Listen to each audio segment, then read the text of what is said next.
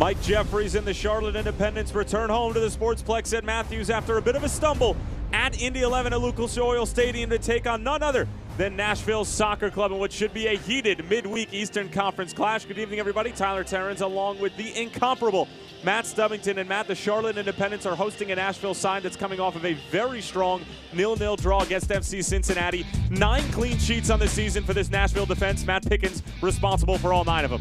Well, the old adage is that defense can win you championships. Matt Pickens, he really takes that to heart. He's such a wily player. He's the veteran for Nashville. Plays the geometry of the position beautifully. Fantastic leader in the back.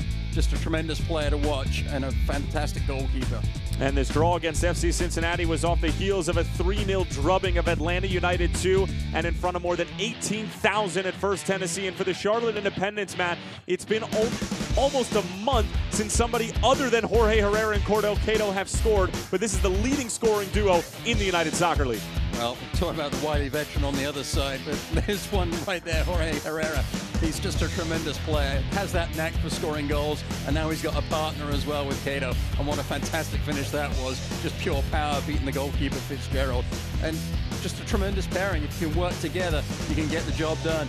Independents need to find a way to stop the ball going in the back of their own net, but they certainly can put it in their opposition's. Well, for the Charlotte Independents, they're winless in their last 7 matches. For Nashville, they're looking to build off of a great draw against the Eastern Conference best FC Cincinnati. It's Mike Jeffries and the Charlotte Independents taking on Gary Smith and Nashville Soccer Club when we come back.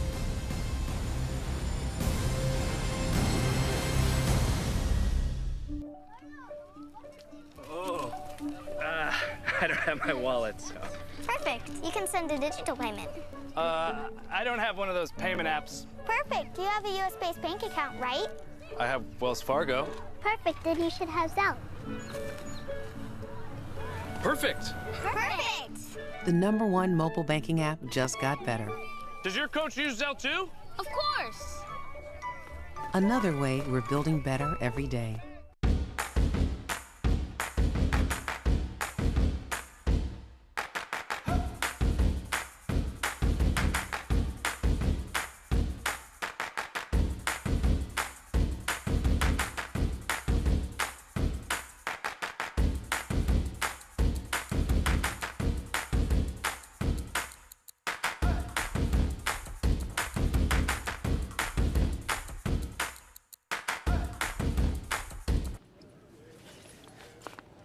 My card.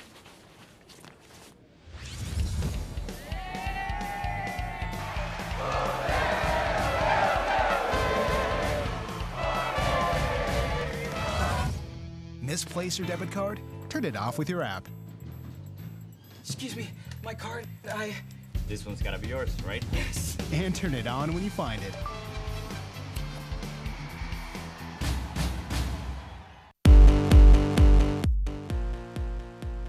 Well, just the second all-time meeting between Nashville and the Charlotte Independents, and the last time these two teams met, well, it was just another loss for the Charlotte Independents as far as the record books are concerned, but for Nashville, it was a historic night, their first ever win at home in franchise history. Alan Wynn got things started in the 24th minute. That was a wonderful goal. A little bit opportunistic because Kalungi had slipped in the build-up to that play. And we talked about him already, Matt Pickens, fantastic save.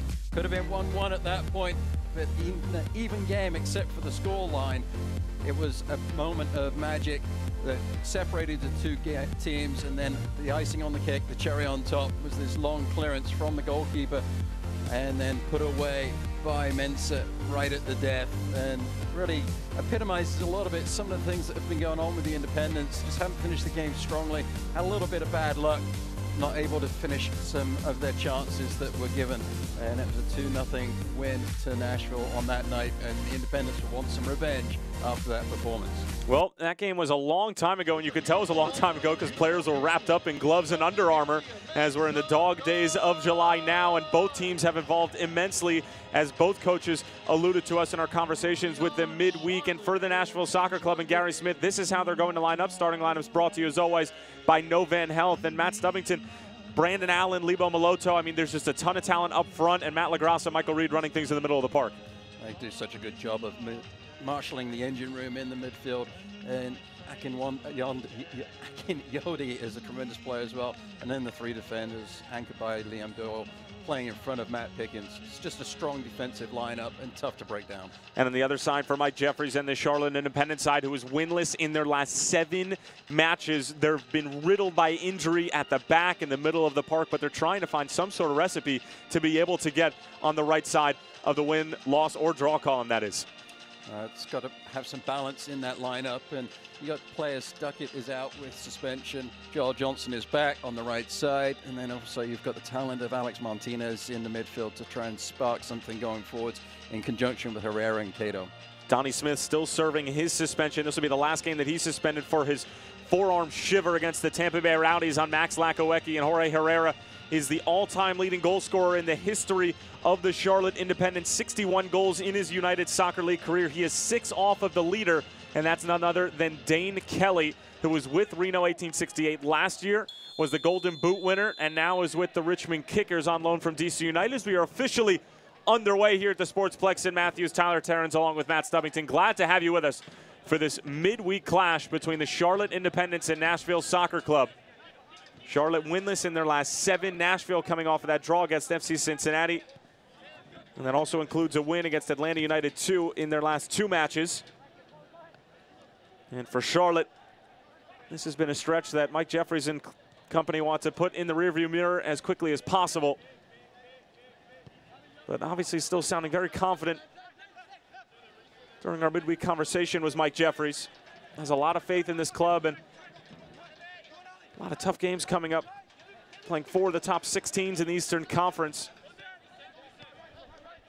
including this Nashville side, who's been able to do a great job of shutting opponents out, but scoring the ball hasn't come as easily for Nashville as it has for Charlotte. But on the other side of the coin for the Independents, it's just a matter of trying to finish games out. Gave up a 2-0 lead to the Tampa Bay Rowdies in the second half, as well as a 1-0 lead at Indy 11. As Nashville with some solid possession leading up the field. LaGrassa moves it out wide. Strong defensive play from Alex Martinez. And Cordell Cato able to find Jorge Herrera in space. And there's space for Charlotte to run. Herrera leading the charge. 37-year-old Colombian. Goes out wide. Ball whipped in, not a bad one, but easy pickings for Matt Pickens. Nice little counter-attack there from the Independents. You see how the back three of Davis, Doyle, and Woodbury just drop off, not allowing Herrera a pass through that back line, keeping the play in front. And the cross coming in from distance was easy for Matt Pickens to deal with.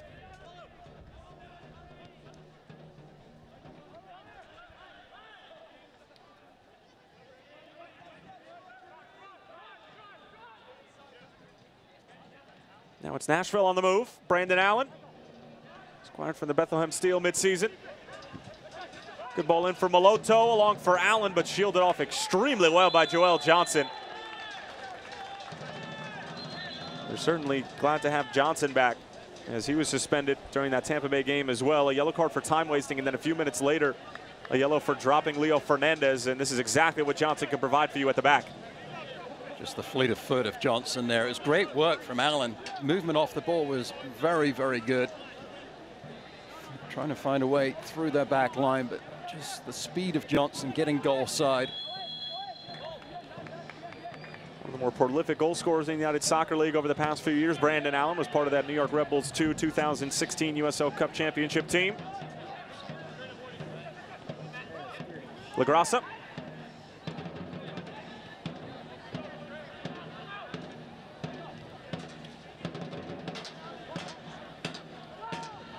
Jake Armand providing the pressure for Charlotte. Only started a handful of games this season. Started that game against the Bethlehem Steel, in which the Charlotte Independents were embarrassed at Goodman Stadium 4-1. And Mike Jeffries just said it was not a good day for the club by any stretch of the imagination. They were able to get some consolation at the end of the game for Jorge Herrera, putting in a late goal and avoiding the clean sheet.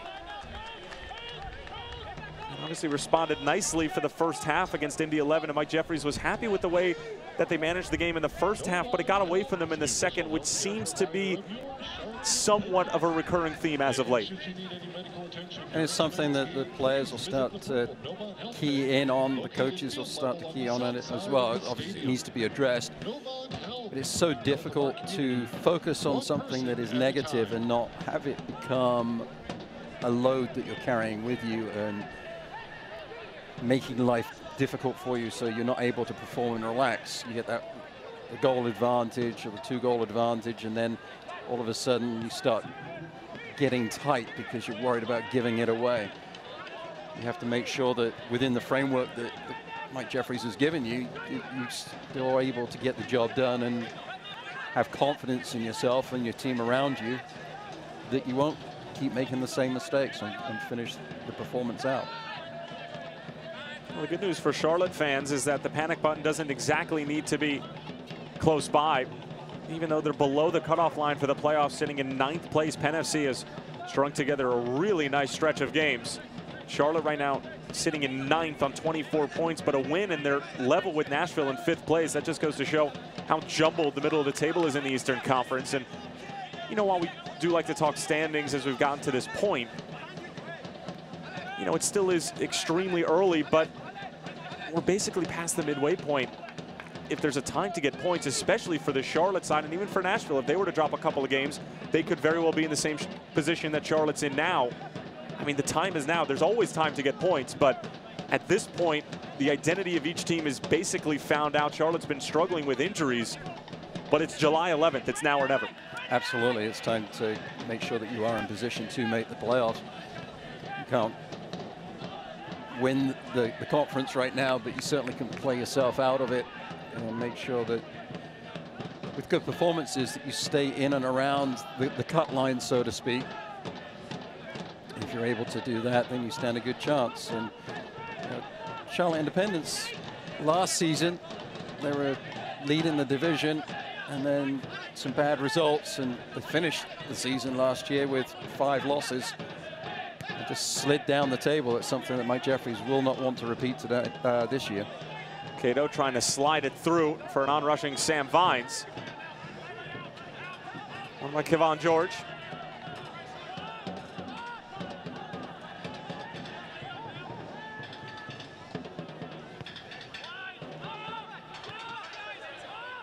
Alex Martinez extremely deep to receive that ball for Charlotte. Long for Vines. Played a fantastic match against Indy 11. Responsible for the assist on the Jorge Herrera goal and whipped in some great service for the Jacks. Here's Foster. Vines just 18 years old, sporting number 31 for the Independents. Here's George. A little bit of a hospital ball out towards the right wing.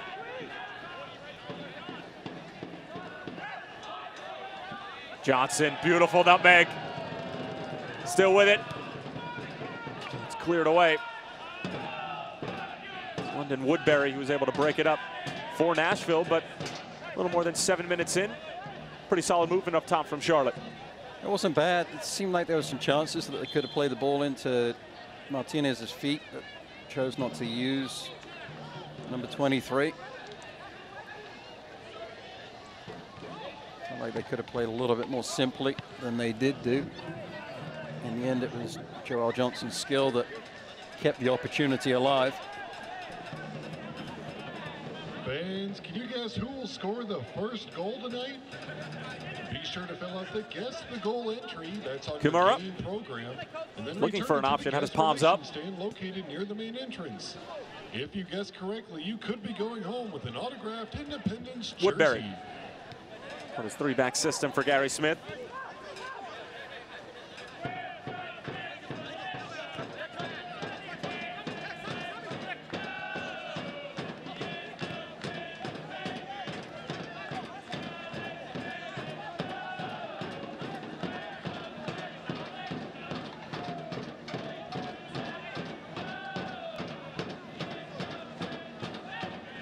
Jack's Militia always providing the percussion here at the Sportsplex at Matthews. Intercepted by Vines to the feet of Herrera. And a handball coming out the other way, says Kevin Broadley, our head referee for tonight's match.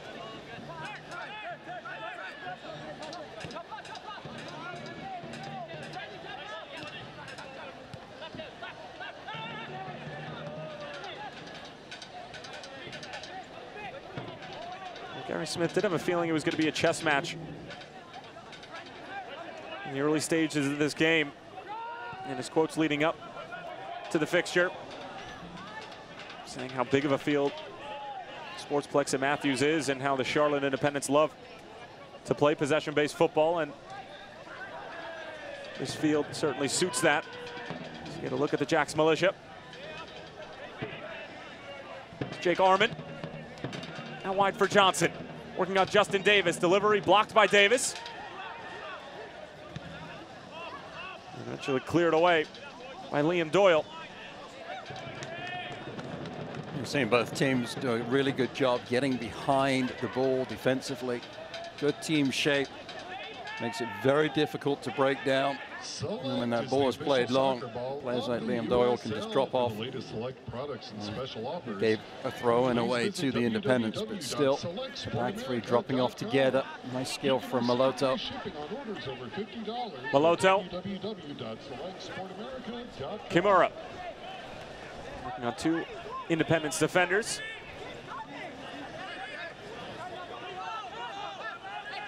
Maloto.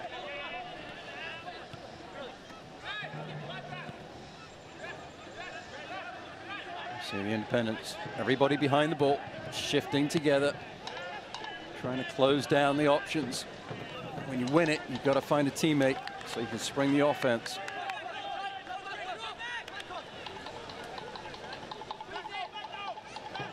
See how quickly Nashville also get across defensively, preventing the throw-in being taken quickly from Martinez.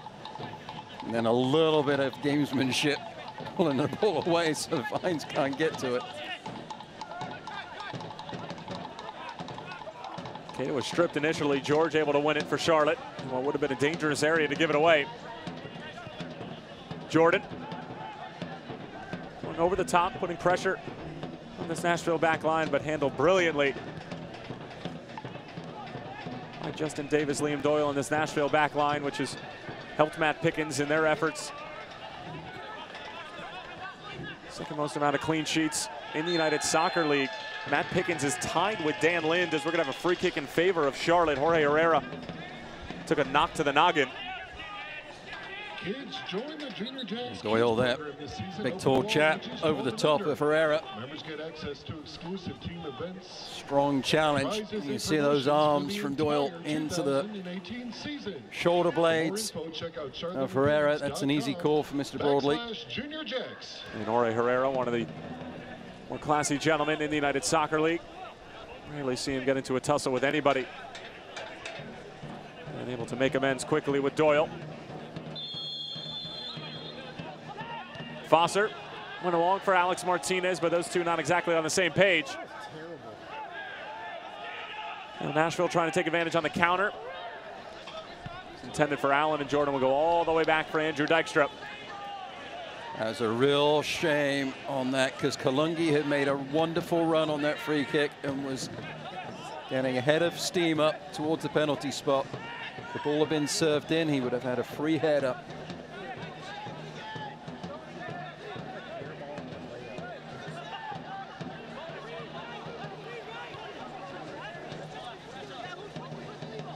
Kalungi.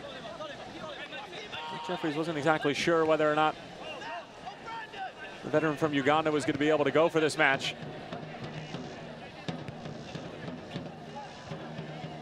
Johnson trying to knot it along for Armand.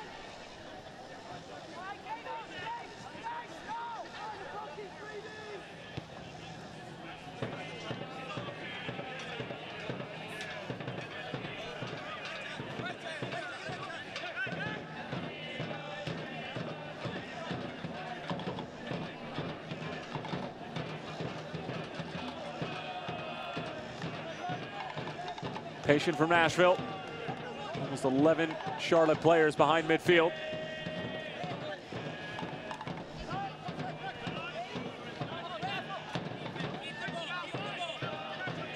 Here the Nashville bench encouraging their club to keep it. They give it away. Martinez, good step from Kimura. Played out of pressure beautifully by the Tennessee-based club, who's currently sitting in 5th place at the moment. Johnson, that's a nasty challenge. Well, he is Mr. Yellow Card around the Charlotte camp. I think he's a little unfortunate here because he was actually in on the challenge and had won the ball before the contact was made. Washington coming in. Ostensibly, to me, that could be called on Washington, not on Johnson. Johnson had already won the ball. On number 22, Joel Johnson. Gets a yellow card for his troubles, and to me, Tyler, I think that's the wrong call. I'd probably have to agree with you there.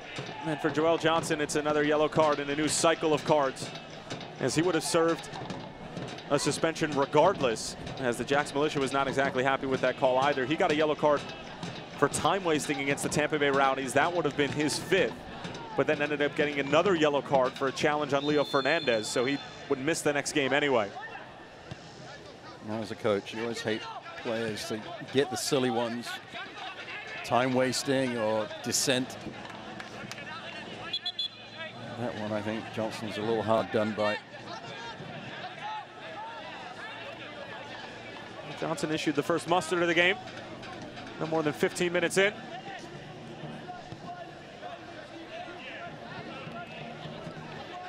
Here's Davis. Clipping it in, Allen bringing it down. LaGrassa, former Reno man. Broadley lets it run through. Kimura working on the 18-year-old Sam Vines. Trying to get to the outside. Last touch, it looked like came off of Vines, and indeed it did. It'll be a corner coming up for Nashville. The first for either team this evening. Good work there from both players. Kimura almost lost it out of bounds, but was able to hustle over, get on the ball, square up the defender, and then the youngster, just good footwork, keeping feet moving, body weight over his toes. And yes, he gave out the corner kick, but he did deny the cross. Brandon Allen being a pest along the goal line to Andrew Dykstra and company. Maloto waiting the go-ahead. It appears that Kevin Broadley is ready, as well as the assistant referee. Maloto in towards the near post. Somebody slipped. Looked like it was LaGrassa. It was LaGrassa that slipped. And Yodi there, I think it was at the back post. The little shimmy and shake was in goal side of the defender. The service never came in.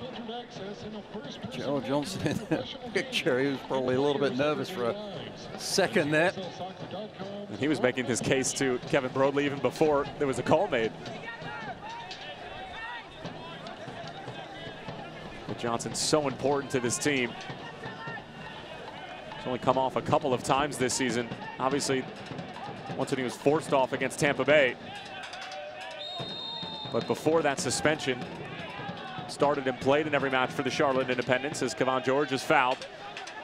He probably led the team in minutes played last year as well, which is really remarkable considering how much ground he covers up and down that right flank.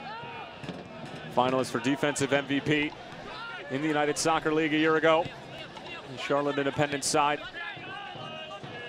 boasted some of the best individual accolades, not only in the Eastern Conference, but across the entire league. And as Matt alluded to at the beginning of the broadcast, all sort of fell apart. The last part of the season, here's Cato. Great little stutter step. Cato didn't get nearly enough on it. It's cut out by Davis and eventually cleared away. George keeps it for the Jacks. Johnson trying to get along for Cato, and it will be a Nashville throw-in. That's what Cordell Cato brings to the table. So shifty and has so many moves up of his sleeve. Good work in the box. Herrera was there in support, but really was a little stagnant once Cato got into the penalty area. But other than that, there just wasn't enough blue shirts around for Cato to have a pass available. It's in for Cato. Nice little touch around Liam Doyle.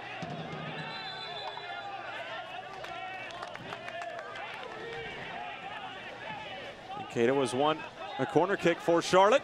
Independence corner kick. And that's their first of the evening. Kai Foster trotting over to take the corner kick, which is brought to you as always by Chick-fil-A. Jake Arman bends it in. Nashville were ready for the quick corner.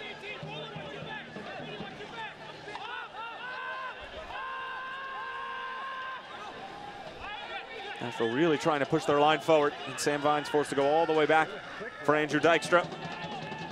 Good approach there from Brandon Allen to take away the middle of the field. Defensive shape from Nashville denied the pass up the flank, so Vines had to go back to the keeper. In for Herrera, back for George. Switching the point of attack is the Trinidad and Tobago native for Joel Johnson. Arman. Kai Foster finding a seam for Cato. Cato towards the top of the box. Vines trying to bring it down. Herrera providing the pressure. Woodbury couldn't handle it. But last touch looks like came off of Woodbury. It'll be Charlotte ball. It's the most popular beer of the summer. Your Charlotte Independents have their own beer. Brought to you by No Job Brewing. Arman.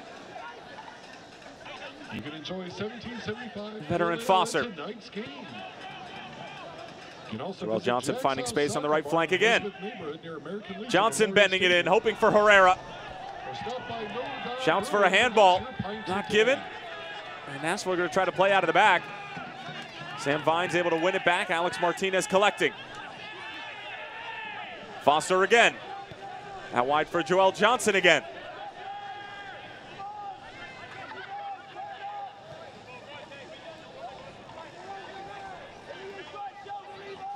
Arman working on Taylor Washington.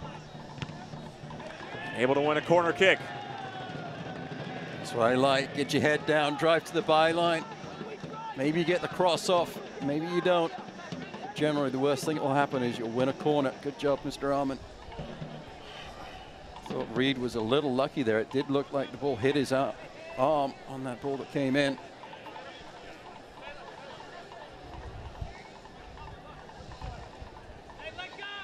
Foster, good ball in. Herrera was looking for it. Back out from where it came. Into the box. Greg Jordan elevated, couldn't get there. And it's cleared all the way back to Vines.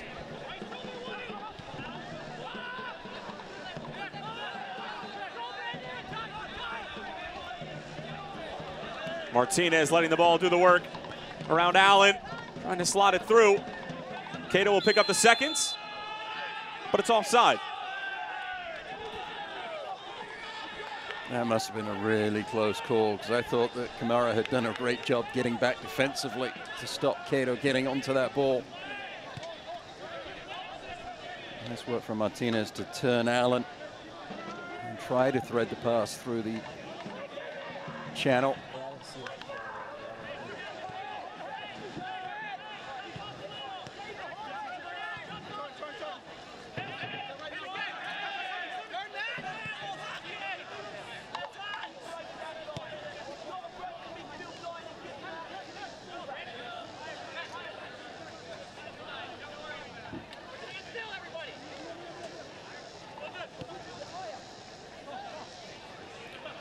Frustration from Washington, yelling to his teammates that they're all standing still, not giving him passing options. As a result, Charlotte win it back. Cato. Bit of a heavy touch there from Martinez. One back by Nashville.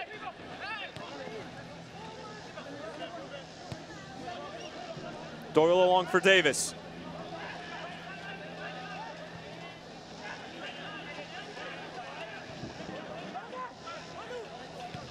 To the 24th minute, Tyler Terrence along with Matt Stubbington. Glad to have you with us on this midweek clash between the Charlotte Independents and Nashville Soccer Club.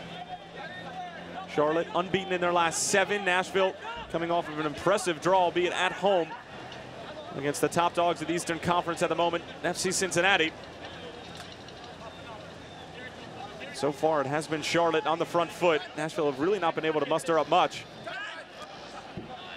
Charlotte have done a great job of getting behind the ball. Now here's Cordell Cato, played in by Herrera. Cato trying to send it across. It was that second or third touch that really did not do him any favors. Back out for Foster. Cato almost too quick for his own good. And the Independents will have to start over. It was great defensive work, I think, as well by Davis, getting back, forcing Cato into a decision. Didn't have that direct route to goal that he thought he initially had. And he tried to thread the pass. And Davis took that away too. Johnson in for Arman on the first time. Not a bad idea at all. Arman making that near post run. Johnson picking him out, but unable to get it on frame. The Blues have what it takes. You can enjoy the grand finale of the World Cup this weekend at Jack's House Soccer Great Bar in effort. Elizabeth neighborhood. Just a little bit behind Arman. Wasn't able to turn it on frame. It was much better than previous attacks from the Independents. There were blue shirts arriving in numbers, giving Nashville plenty to worry about as that attack happened.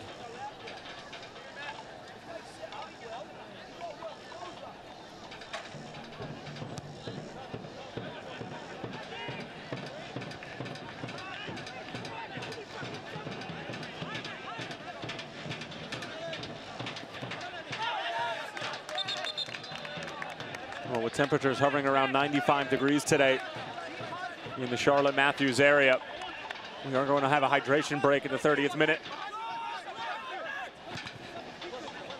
Martinez finding Herrera. Cato trying to get around both Kimura and LaGrassa.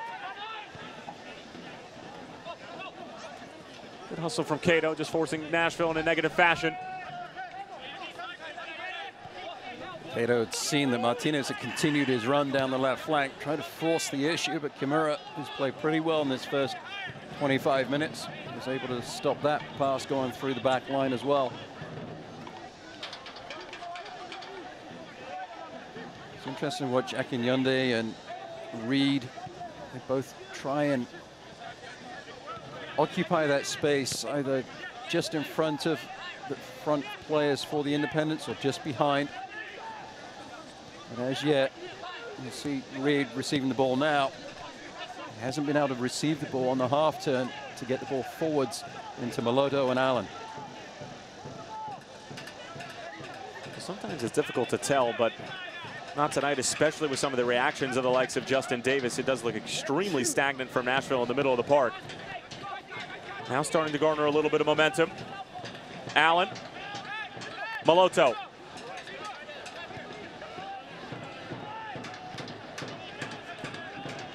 Work from Jake Arman, putting pressure on Taylor Washington, who came inside from that wingback position.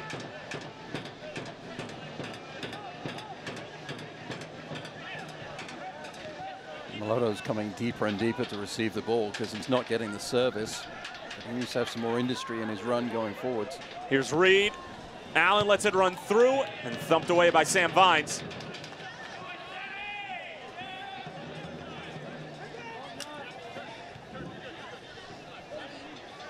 Akinyode. This is a Charlotte side that really doesn't like to surrender much possession.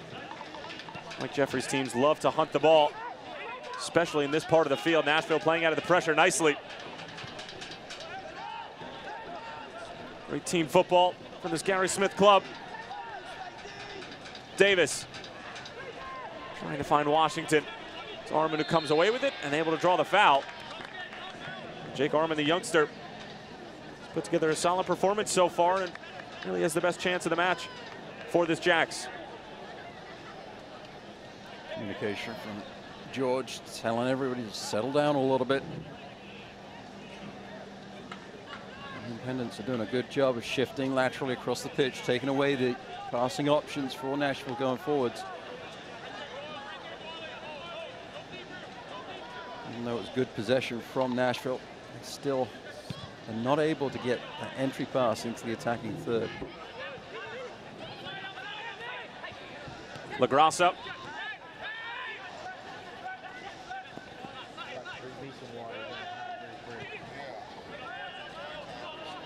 Great ball in for Washington. Johnson with him step for step.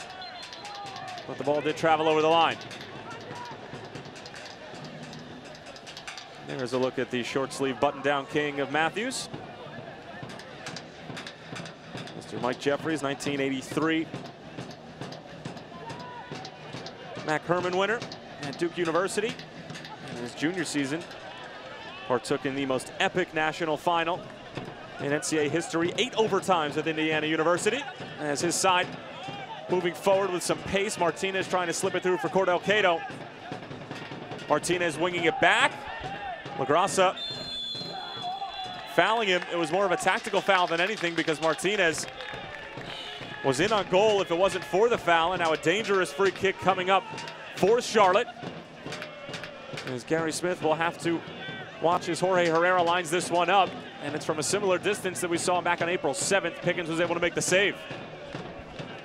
Well, definitely was a foul. LaGrassa, arms all over Martinez. Good work from Woodbury to track the runs back. This is a great shooting position for Herrera. Also gives him some options because it has enough width on it that he could serve it up to that far post area and let his runners attack the ball. Not a lot of big options for Charlotte given the injuries. Henry Kalungi, really the biggest one. I have to imagine this is going to be on frame. Herrera trying to put it on frame. Davis caught a deflection. And it will be a corner kick for the Jacks. As the whistle went, Matt Pickens was yelling at his wall, asking him to move a step to the left. Chick-fil-A corner kick for your Davis didn't know where that one was going. Neither did Pickens, but he was thankful that he could wave it goodbye over the crossbar.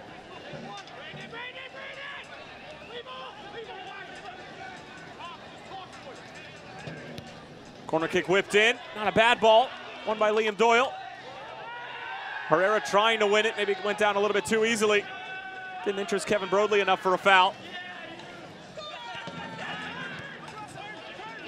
That's great work from Nashville out of pressure. Brandon Allen. Returning the favor for Maloto, who sidestepped his way out of a double team. And Jake Arman called for the foul. You see the frustration there from Arman. He knew that he made a mistake. He was initially beaten on the little give and go, followed the ball and just put his head down, got back. Did a great job getting back defensively. And then the skill of Maloto, the change of pace, the change of speed from the number 10. Wrong-footed Arman one more time, left that leg dangling.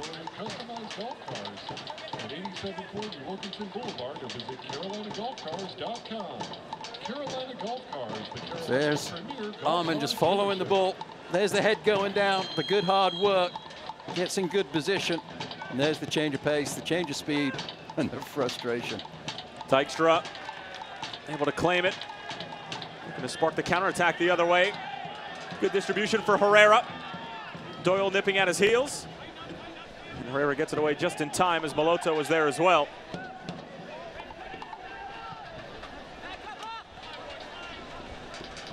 Kalungi.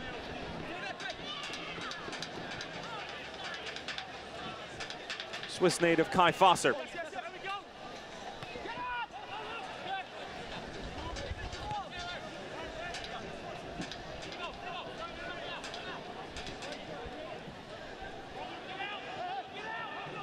Joel Johnson. Arman around Akinyoti. Arman putting it on frame, or at least trying to. And it's well wide.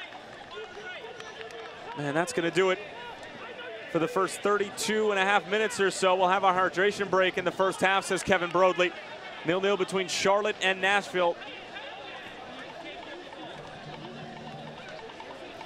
That was a nice build-up on the attack there down the right flank. Good patience. Johnson waiting for the passing lane to open up. Found Arman. He just drops the shoulder, comes inside, but wasn't able to curl the ball in. May have been caught between two minds whether to shoot or cross. Certainly a welcome break for these players in these hot conditions. Far cry from their game back on April 7th. The world's best don't see any scarves and gloves. No, absolutely not. Charlotte. You have to be somewhat insane to be pulling that on July 11th. Around 95 degrees. And Matt, we're about 3/4 way through this first half. Gary Smith had a feeling it was going to be a chess match. Is that what we've seen so far? We have seen a chess match, and you look at the defensive prowess of Nashville. They do a great job of getting players behind the ball. The Independents have taken a page out of that book. Every time Nashville get the ball, Jeffrey's squad are trying to get behind the action so that they make it very difficult and very congested. And Nashville so far haven't been able to penetrate the attacking third at all because the Independents are taking away those opportunities. But on the other side of the pitch, the Independents are finding some ways to get into their attacking third. They just haven't made Matt Pickens work yet.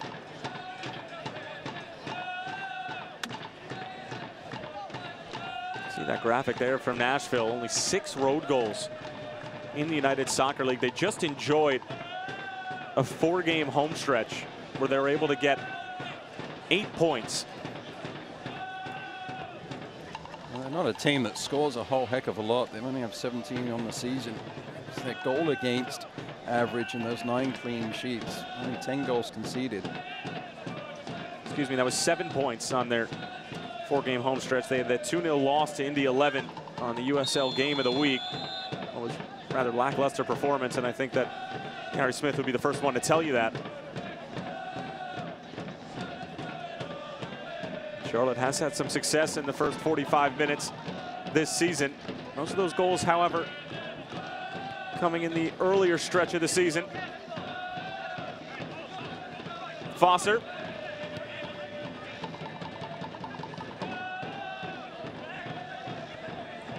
George sliding it through. Johnson was there, but cleared away by Liam Doyle. And it's going to be a foul against Joel Johnson, and he needs to be careful. He picked up a yellow card right around the 15th minute.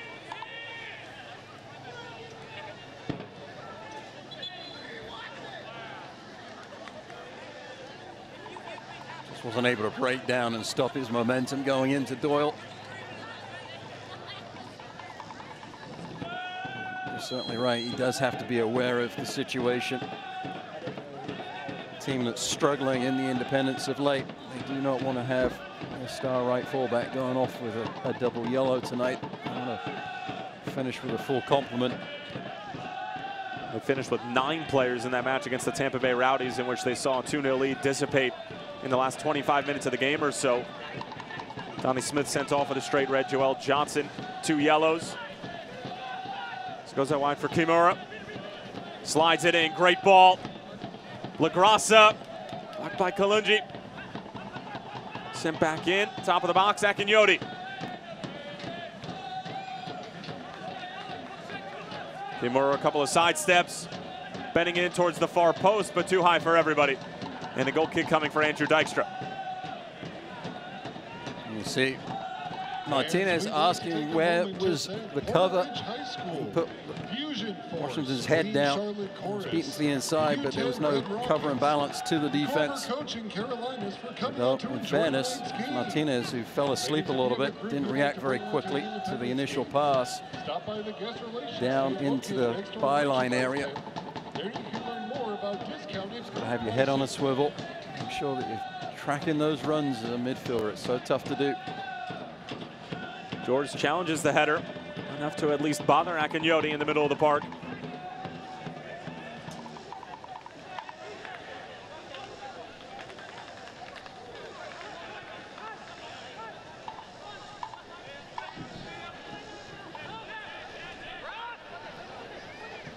Greg Jordan getting the start at that center back position along with Henry Kalungi.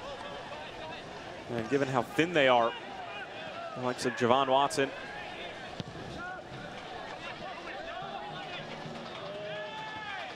and Lee Jung-soo, both injured. Jordan having to step in. He's more of a holding central midfielder, but has played well thus far. Alex Martinez encouraging Cato forward. Cordell Cato back for Martinez. Stumbles initially, now it's for Sam Vines. Foster. Kai Foster. Matt Pickens watches that sail over the bar and wide, but has more than capable of that kind of goal. Kai Foster 31-year-old from Switzerland. Yodi and Reed just didn't close down, invited the shot. Mac Pickens will take that kind of shot all day long. I'd like to have seen the youngster Vines drop his right shoulder and use his right boot to cross it into that far post area. There were players waiting. Well, coming into the season, when we asked Mike Jeffries about Sam Vines, his ability to use both feet was certainly on the list of things to work on. It's homegrown through the Colorado Rapids. Mike Jeffries and the Rapids have a terrific relationship, and Vines loaned out to the Independents. And he's gotten some great experience thus far, especially with Donnie Smith, who was hobbled by injury for most of the beginning of the season. LaGrassa. Kimura. Picked off by Armin. Cato unable to hold it up. Somehow wins it back. Now Foster lobbing it into the path of Herrera. He'll be able to get there. Jorge Herrera has a runner at the back post. It is Armin. Good job defensively in transition for Nashville. Goes over for Joel Johnson. Looking to take on Davis. Johnson sends it all the way across. But nobody really home for the Jacks. And the deep throwing coming up. Well, normally it would be Herrera. He would make that darting run across the face of goal to the near post area. He was all the way over at the left flank. I think he chased that ball down. Credit to Woodbury again, getting back defensively in transition for Nashville. Give our front office a call or get more info Kalungi. at charlotteindependence.com. Cato draws almost a triple team. Alex Martinez able to fend off Brandon Allen. In for Cato. Good idea from Cato, cut out by Kimura. Given away, Herrera taken down from behind by Akinyodi, and this one about 5 yards closer to goal.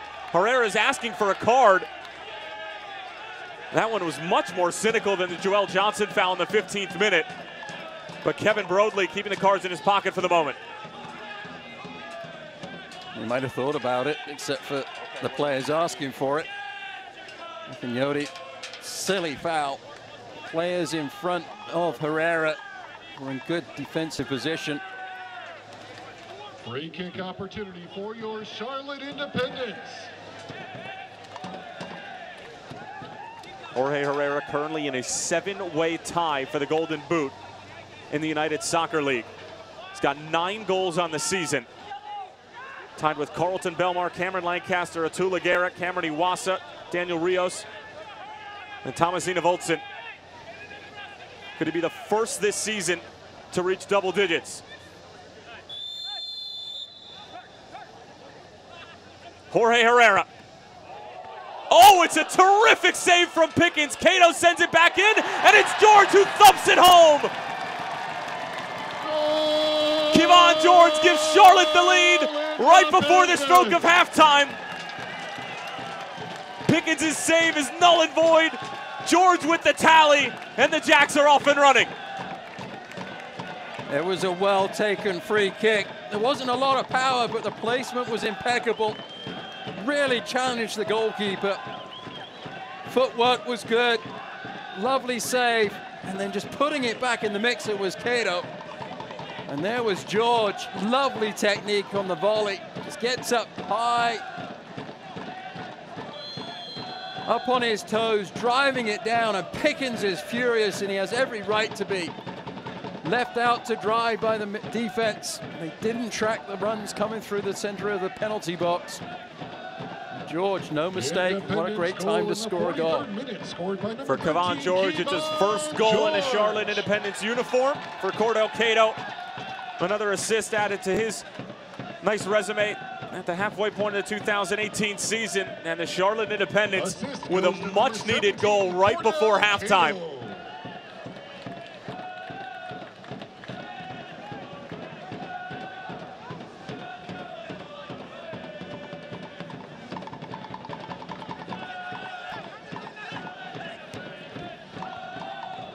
Charlotte just 6-2-2 when scoring first. One of those losses and draws have come in the past couple of weeks against Tampa Bay and Indy 11, respectively. This one is slid through. Dykstra off of his line and smothers it. You see, for Nashville, have not won a game yet or drawn a game in which they concede first. They're a club that find scoring goals a struggle.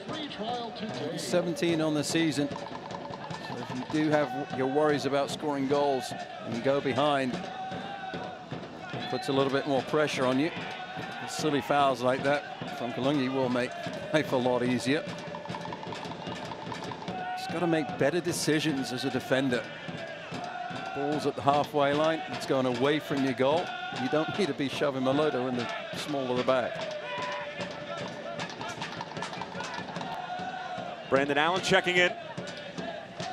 Bit of a heavy touch. Martinez claims it. And the word down from the pitch is 3 minutes of stoppage time.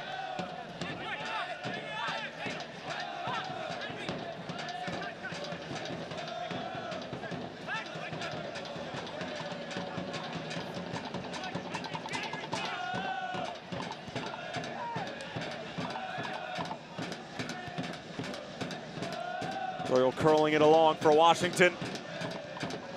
Again, Charlotte very compact defensively. Nashville trying to utilize the width here at the Sportsplex at Matthews.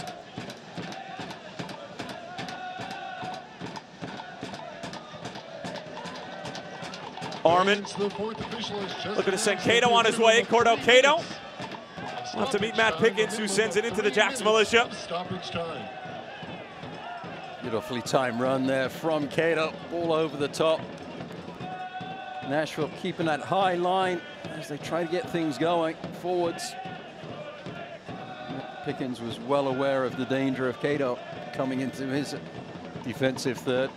The Independents doing such a good job of getting players behind the ball, condensing the space, and trying to find a way to exploit that high line that Nashville leaving.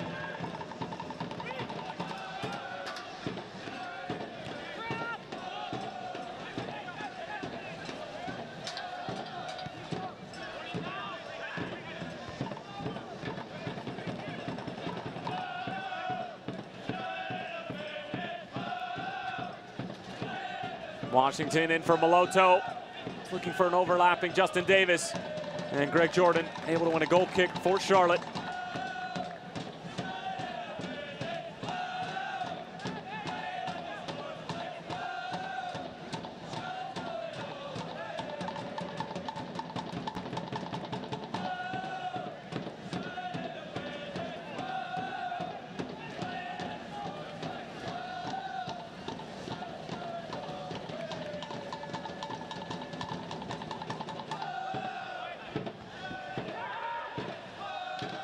Maloto turning, closed down quickly by George. And look at Alex Martinez just hunting the ball for Charlotte. Sometimes doesn't get nearly enough credit as he deserves on the defensive side of the ball. They put all that pressure on the right flank. Now he's popping up on the left flank, trying to do the same job. But in moving over to this left flank, he left some space available on that right side. He might have been out to win the ball. Washington curling it in. Kalungi wins it. Reed trying to bring it down. Neat touch around Herrera. Akinyoti. He committed the foul against Herrera that eventually led to the Kevon George goal. It's in for Allen. Reed. Washington able to get it away, but Foster clearing it away.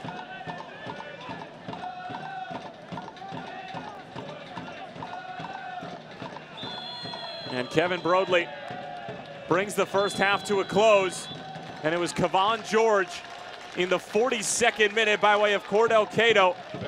It came off of a terrific save from Matt Pickens off the Jorge Herrera free kick, but Cato sent it back in. George thumped it home for his first goal in a Charlotte Independence uniform. And Mike Jeffries and company will head into the dressing room with a 1-0 lead. Matt Stubbington, your thoughts? I think that Mike Jeffries will be very happy with the way the game was played in the first 45 minutes. His team had long periods of possession. They passed and moved it really nicely. Kept to the game plan defensively, getting players behind the ball. Have to watch out at the end of the half. They dropped a little bit too deep for my taste. I have to make sure that they don't do that throughout the second 45 minutes, because that's inviting the pressure from Nashville, and that will create chances for the visitors. But if they're able to continue moving, passing, working together, I don't see why they wouldn't have more opportunities in their attacking third. More of the same in the second 45 minutes for the Independence Police. Well, for the Charlotte Independents, they've had a couple of leads over the past few weeks that have dissipated in the second half. Let's see if they can put that all to bed and put a 7-match winless streak to bed as well in the second 45 minutes. Do not go anywhere. Stats, highlights, and some of the best moments from around the USLs last week all coming your way next. Here's a look at the goal so far. 42nd minute, Kevon George following this Matt Pickens outstanding save that very well could win USL Save of the Week. But George thumping it home. We're headed to halftime here at the Sportsplex in Matthews. 1-0 to Charlotte. Fans, let's give a round of... Oh, I don't have my wallet, so. Perfect. You can send a digital payment. I don't have one of those payment apps. Perfect. You have a US-based bank account, right? I have Wells Fargo. Perfect. Then you should have Zelle. Perfect. Perfect. The #1 mobile banking app just got better. Does your coach use Zelle too? Of course. Another way we're building better every day.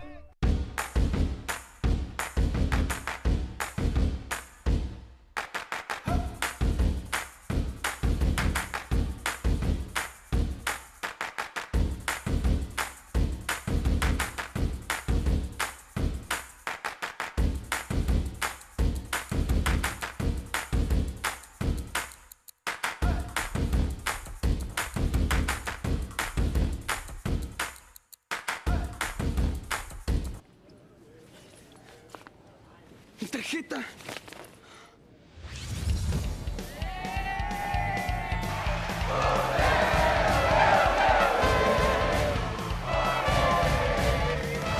¿No encuentras tu tarjeta de débito? Desactívala con tu app. Disculpa, estoy buscando mi tarjeta. Esta es la tuya, ¿cierto? Sí. Y cuando la encuentres, vuélvela a activar.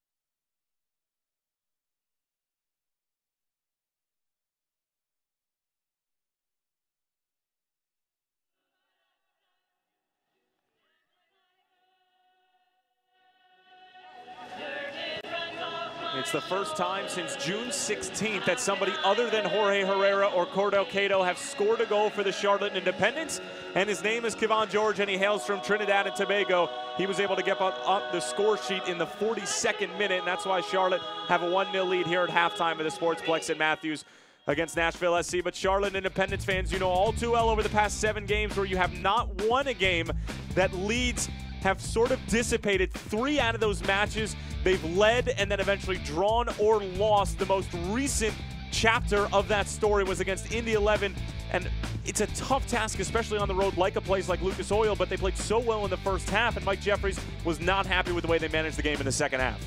And that's something that needs to be addressed and corrected. I know it's been worked on, I know it's been spoken about, but as we've gone to the break, we saw that Independence was starting to drop back a little bit deep and inviting the pressure on. So it's something that they have to be aware of in the second half of tonight's game and make sure that they don't make the same mistake.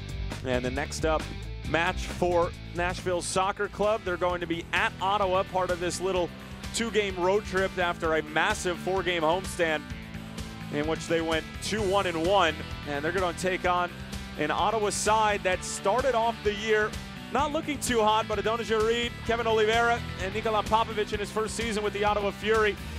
Certainly nothing to sneeze at. Now we'll take a look at our Wells Fargo standings. Western Conference entering tonight. Monarchs topping the Western Conference. What else is new? But Phoenix Rising currently level with the Monarchs on games played. They had a nice little 2-week break, and they're going to be back in action against Fresno this weekend. Reno unbeaten in their last gazillion games. They haven't lost since God knows when. Sacramento Republic currently sitting in the 4th spot.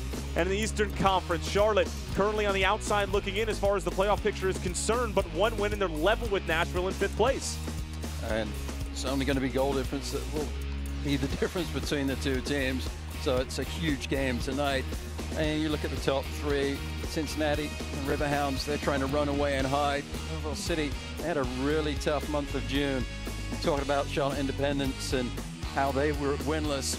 So were Lou City, and they went from 1st down to as low as 5th, I think it was. So they're trying to get a way to find their form again under the triumvirate of players that are now in charge, as James O'Connor is now in charge of Orlando City in the MLS.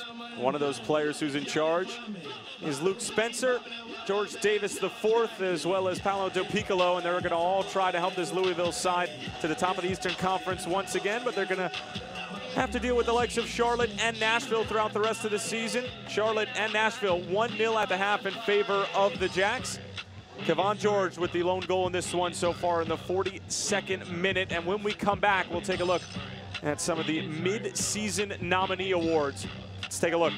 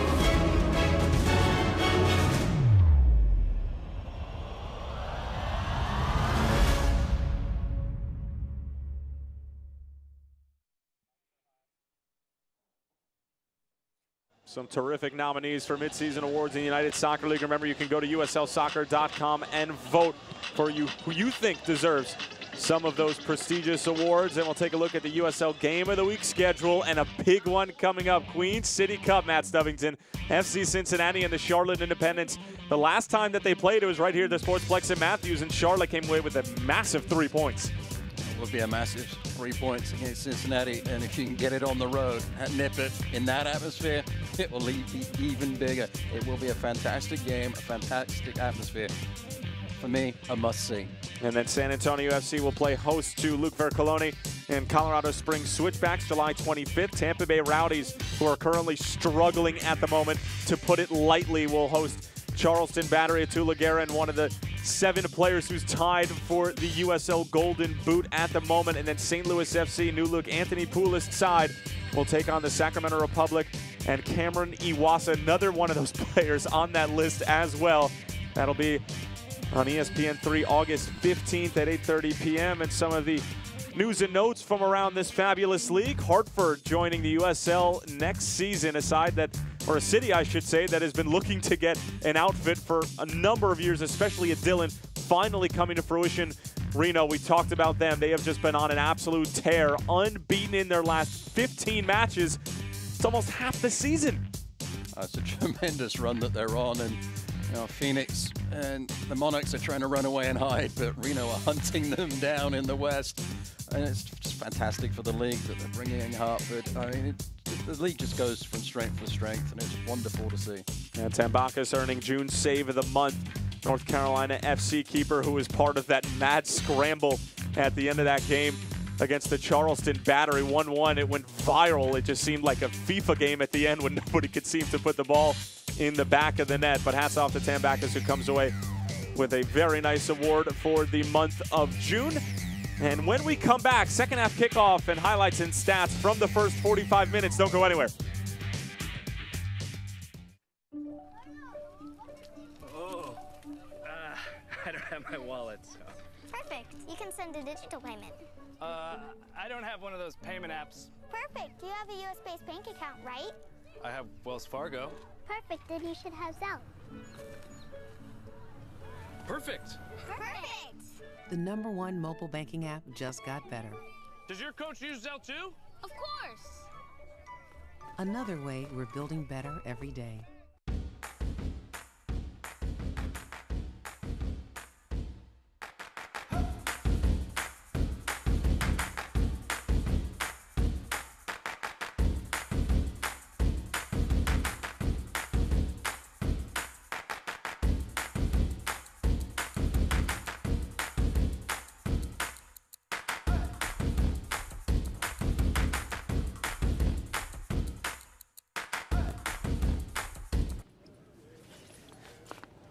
My card.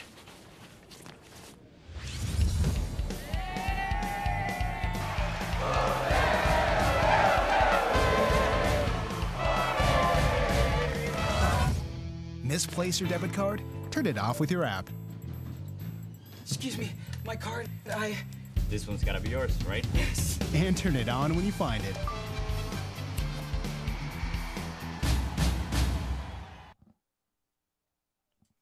Almost ready for the second half, and we'll take a look at how the first half went down. The Charlotte Independence, Matt, for my money, had the better of the play and really have been the better team for the first half. They have the set piece. Foster sending it in. Herrera tried to get on the end of the cross, wasn't able to do so.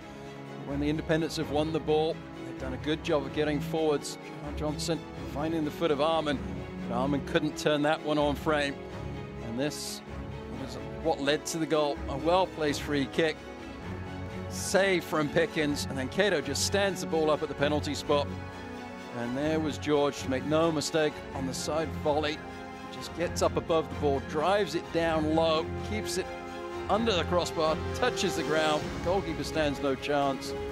Some frustration there from Pickens. He knows he made a mistake not putting that one out for the corner. And there was the perfect technique on that volley from George to put the ball in the back of the net, giving the Independents the 1-0 lead at the end of the first half. You can see what it means to the likes of Alex Martinez and Jorge Herrera. It has been a long stretch. Their last win coming more than a month ago on June 2nd. That was at Ottawa up in Canada, and since then they have not won in 7 matches. They're looking to put all of that to bed here in the second half. We'll flip sides here in the second 45 minutes. Charlotte moving from left to right in their blue kits. Nashville in their yellow and white moving from right to left. Tyler Terrence along with Matt Stubbington. Glad to have you with us for a rather large slate of midweek contests in the United Soccer League. Las Vegas and OKC Energy FC not even 30 minutes into the first half, tied 1-1. Charleston and Indy 11, same story. That's in the 74th minute, however. Atlanta United 2-0 over the Bethlehem Steel, which is good news for the Charlotte Independents as the Steel are trying to climb their way up the Eastern Conference as well. As Cordell Cato goes down, we had a couple of substitutions at the half. It's Rapapa-Mensah coming in as well as Alan Wynn. So a double switch from Gary Smith at the break. Yodi goes into the referee's book early in the second half. Strong challenge on Cato. So now Akinyodi and Joel Johnson both being shown mustard here. And we'll get a look.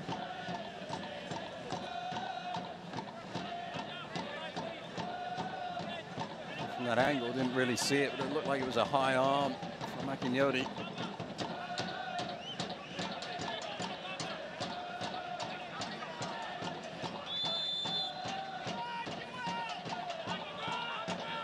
Charlotte will go short.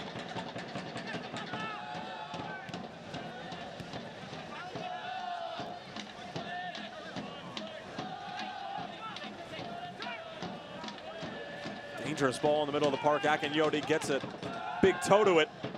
Now it's Mensah on the move. Gary Smith electing to inject some pace into this Nashville side, as Mensah gave Charlotte some problems and put the icing on the cake back on April 7th to give Nashville their first ever home win in franchise history. That first Tennessee in front of more than 18,000.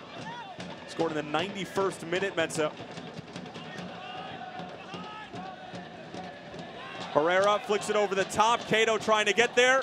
Spinning around, still Cato thought about the bicycle kick. Turns around and the shot didn't have nearly enough on it. And it's easy work for Pickens. Cato did really well to stay on his feet there because Doyle had his arms on the left shoulder of number 17. Different player might have gone to ground to try and win the penalty kick. Cato stayed on his feet, trying to find a way to create the angle for the shot for himself. There's Moloto. Washington. Not a bad ball in. Knotted away by Sam Vines. Will stay in Charlotte territory, however.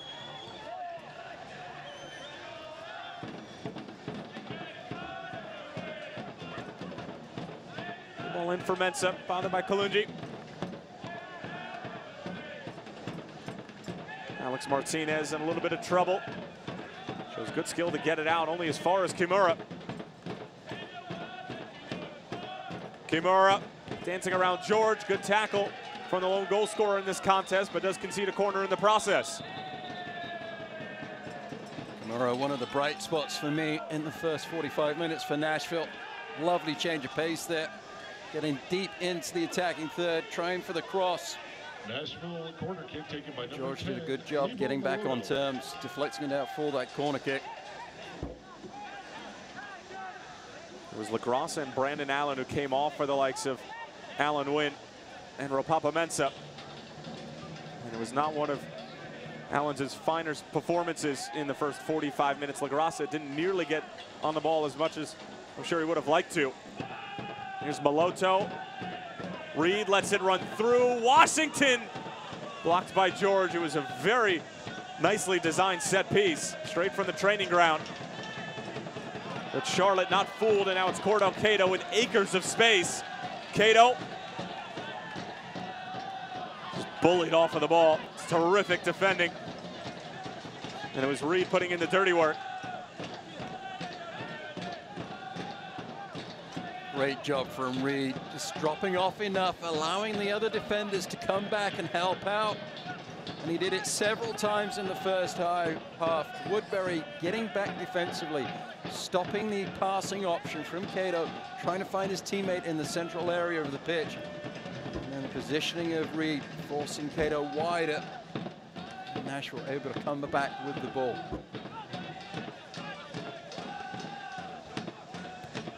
Step from Joel Johnson. Herrera brings it down with a great touch in the middle of the park. Martinez along for Herrera in a foot race with Woodbury. The 37-year-old not going to win a ton of foot races at this point in his career. Woodbury's going to win that every time.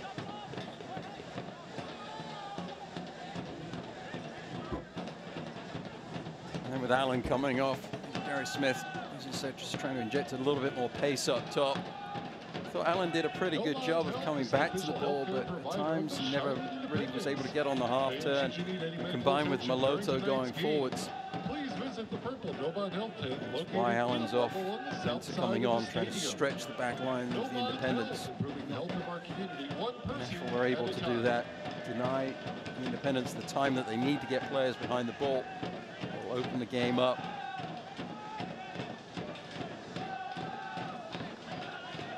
Akinyoti. Davis.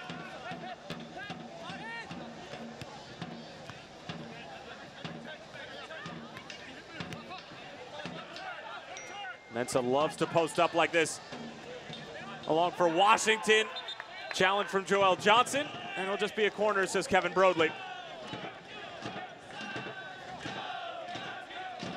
Even on a yellow card and inside of the penalty area, Joel Johnson showing no regard for human life. Just a well-timed tackle from the right fullback. Well done. I'm too wide on 2, aren't I? A little bit more defensive presence needs to be had from the Independents. That Arman was in no man's land, didn't really know where to go.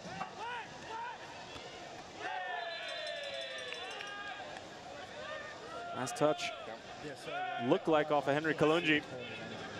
It'll be another corner kick, but this time from the opposite side. Will was there, big central defender, making life difficult at the far post.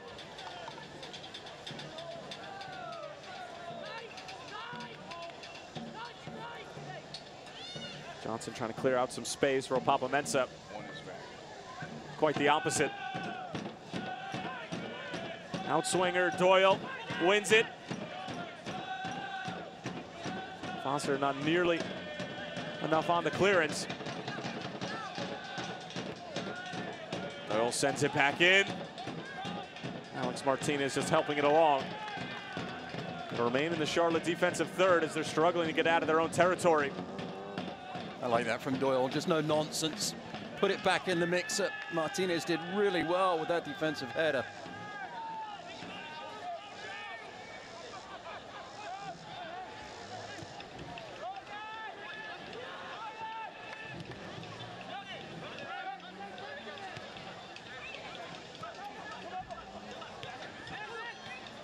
Akinyoti, great movement from Nashville.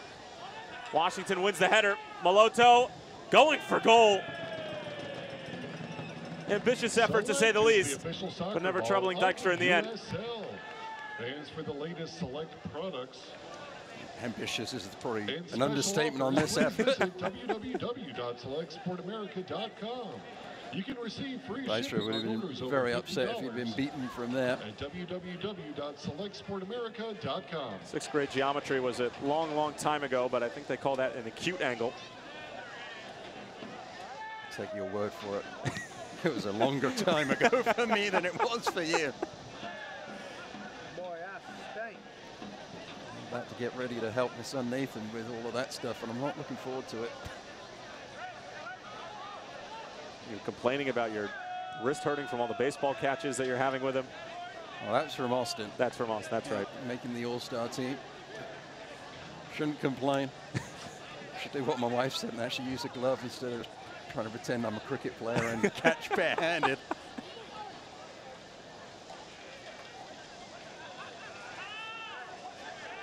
Given away by Charlotte.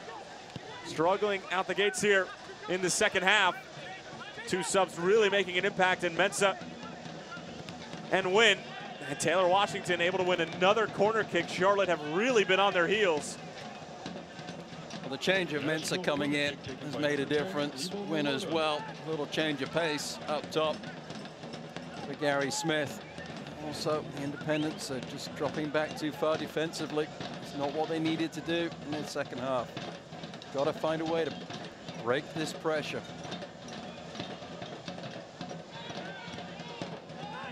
This one towards the back post again. Looked like Akinyoti actually mistimed it. And it finally will be a goal kick for Charlotte. Look at Herrera there, the captain, just telling everybody settle down. Let's get some possession now. Get the ball going forwards. with news, highlights, and interactive features. Like the USL on Facebook. First half, both teams were passing the ball with great accuracy, right around the 85% mark. Nashville broke 280 passes for the first 45 minutes. Independence nearly 200. Tells you some good quality football being played by both teams. Only one shot for Nashville in the first half, however, was not on target. So Andrew Dykstra has had a fairly easy game thus far.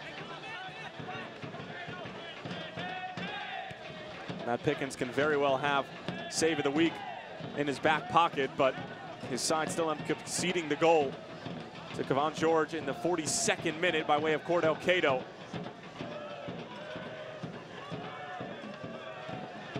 Decent attempt by Vines as they continue to look to Rapapa-Mensah inside.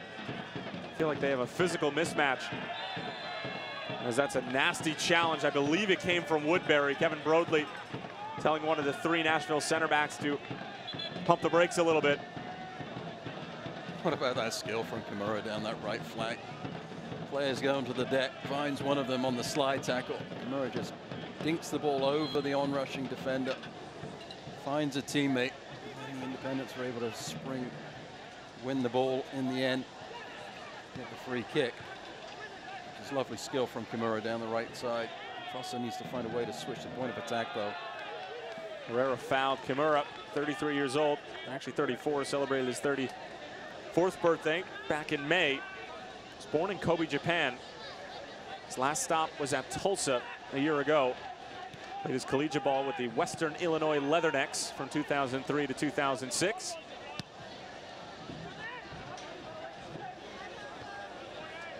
She had a number of appearances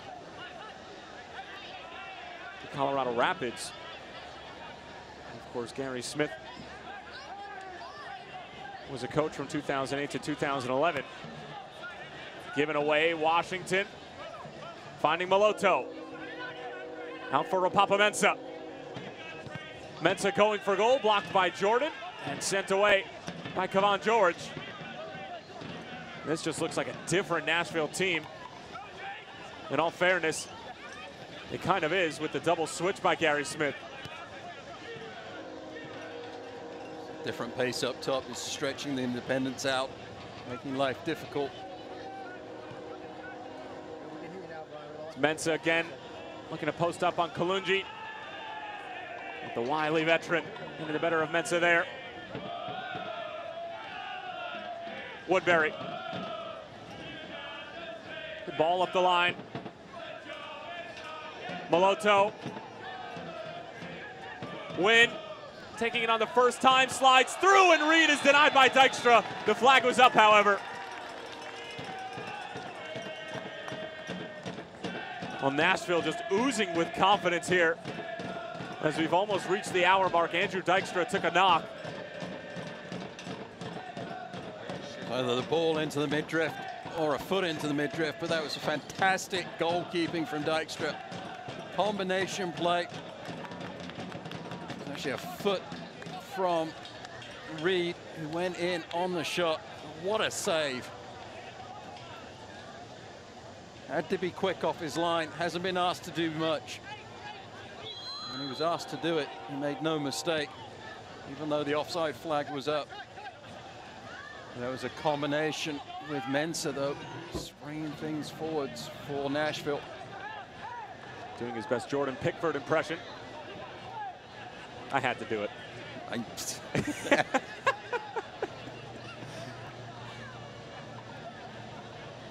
Here's Foster. Cordell Cato. Vines. Cleared away by Kimura, who continues to be outstanding on that wing. Independence fans will be hoping that it's not a big save in a losing effort as Pickford was today.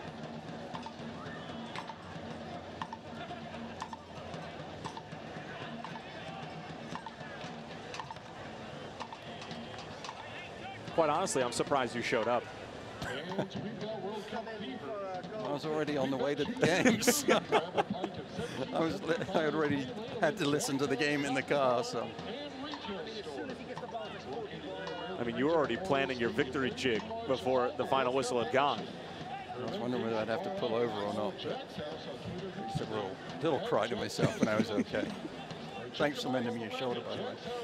Anytime. That's what friends are for.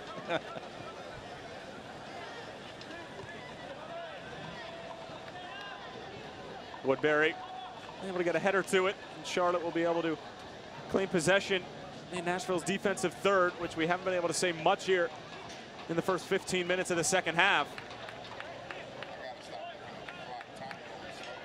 Yeah, I don't look at it. It's depressing. Like, oh man, we're about halfway, and then all of a sudden Touch there from Cato. And the pressure from Akinyoti. Gets the ball right back off the throw-in.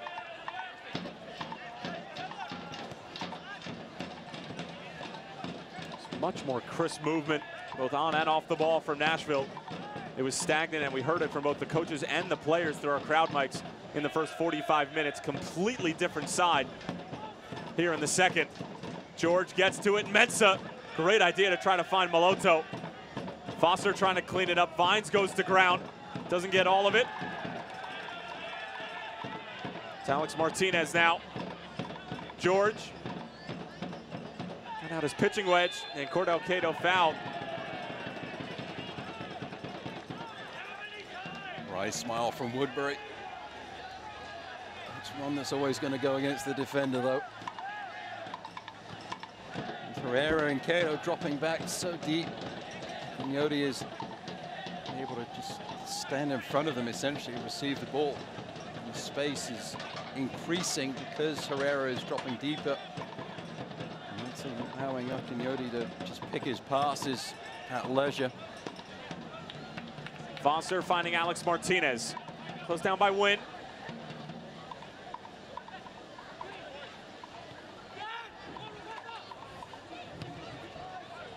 Kalungi, wasn't a bad idea for Vines. Charlotte could be exposed here. Had some players who are well out of position, but good job to put immediate pressure on the ball and not allow Nashville to play out quickly. Armin's being asked to do an awful lot defensively. He was in the middle of the pitch moments ago. Now he's on this near sideline, trying to prevent Davis from getting to the ball. Maloto, former Swope Park Ranger, part of that Western Conference Championship team a year ago. It fell to Louisville City FC in the USL Cup final by a score of 1-0. Lancaster, the game winner. And currently sitting on 9 goals in the USL, tied with 6 others, including Jorge Herrera. It was one heck of a roll call that you had in the first half, pulling all those just a few names out. There's been some special goals too. Lancaster last weekend scoring for 45 yards out. How about his free kick against Tampa Bay as well? Oh, that was tremendous. I know you're not a gambling man, but if you had to put money on somebody right now to come away with the Golden Boot, who might it be? It's tough to say. Lancaster, if he can stay healthy, would be a good bet. Andy Voldson's certainly a talent. I used to say Herrera, he's right there too. If the Independents can find their form, no reason why he couldn't continue doing what he's been doing. Independent substitution in the 65th minute. And we're going to see Caleb Talbert for the Charlotte Independents. He's been injured for quite some time. And Mike Jeffries, who was down about how many injuries Charlotte have had over the past few weeks, was very excited about the fact that Caleb Calvert was at least going to be in the 18 tonight. And it comes on for Jake Armin. Calvert spotted at a very early age as one of the bright young talents in this country. Has had some injuries that have prohibited for him from really getting as many minutes as he should year in and year out. And gets an opportunity here in the 66th minute. Jake Armin just making his second start of the season, putting quite the shift in the middle of the park.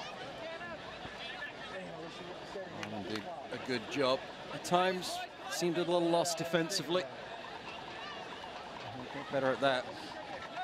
See Talbert back out there. That's the nice thing when you're a coach and you've been dealing with injuries, to get some players back. Talbert, just 21 years old, from Wrightwood, California. The youngest signing ever in Chivas USA history back when the team existed. And Charlotte going to be called for the foul. Lebo Maloto claiming to Kevin Broadley that maybe there should be some mustard involved. Kai Fosser claiming that it might be a little bit soft from Lebo Maloto. And round we go. Well, it's definitely a foul. You can't put your arms up over the shoulders of players, as Rosser was doing. As far as Maloto's concerned, it's the whistle went. Get on and play the game.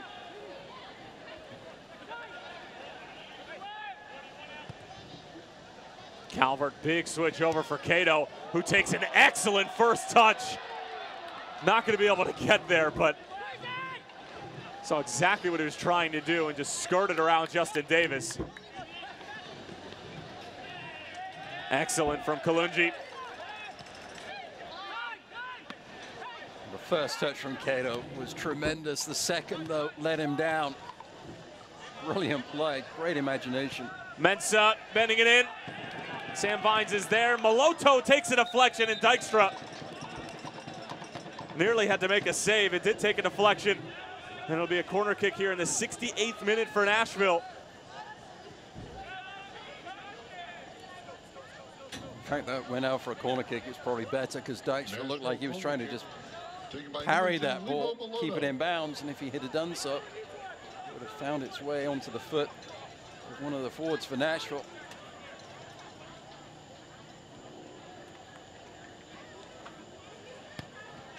Maloto is loose in the box. There were a couple of headers that were either missed or just barely grazed. Now Cato sent into space. Cordell Cato. Calvert running with him. Cato trying to get it on his left foot. But Kimura, great defensive work. It's been the story for the Japanese player who's really been sound in trying to deal with the pace of Cato and the craftiness of Herrera.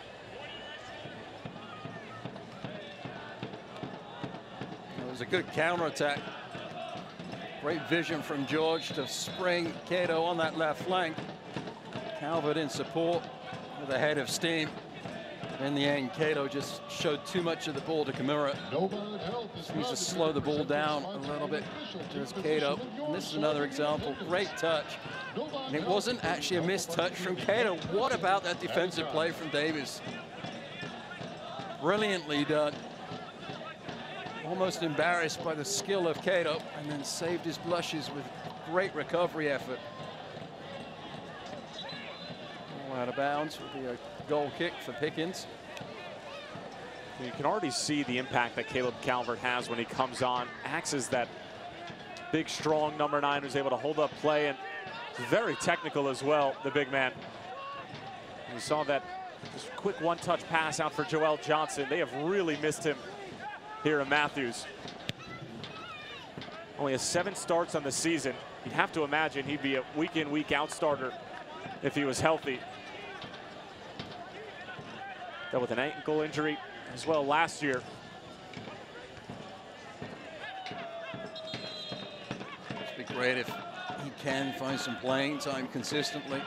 Be that number 9, be that release, be that player that can hold up the play and then deliver the ball underneath to Herrera or to Cato and spin out and find a way to get on the ball again. And it's going to be Ishmael Ajome, who was signed right around the same time as Brandon Allen, 23-year-old from Gambia. Came over from Minnesota United FC to replace Taylor Washington here in the 71st minute. And that's going to be the final substitution for Nashville, who made a double switch at the half. And this will be the 11 that Gary Smith and co will go for.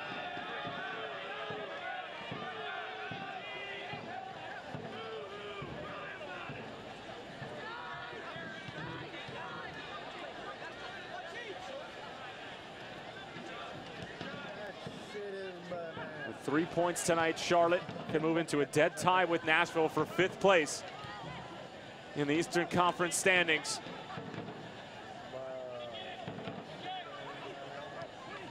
I'm sure the message from Mike Jeffries at halftime in the dressing room, play until the very last minute, because the name Damo Duro, I'm sure, is still ringing in the ears of everybody here at Matthews, including the fans. The win his rowdy debut, equalized in the 90th minute in a game that Charlotte had all but wrapped up. Herrera trying to win it back. Akinyoti. Allen Wynn on the turn. Looking to skip away from Foster. Now George. Wynn linking up with Mensah. And strong defensive work from Greg Jordan, who has fit in nicely at that center back position. By no means his natural position, but sometimes when you have those injuries mid-season and you're very thin, people are going to have to step up in positions that they're not exactly comfortable with, and Greg Jordan, is embodying that. You have to, next man up. Find a way to get your playing time and help your team. For more information, check out charlotteindependence.com/. Possession going the way of Nashville off of an independence throw-in. She'll have to do a better job of that. Jordan again involved in the mix. Joel Johnson clears it away. Jordan just making his 4th start of the season, his 1st at that center back position.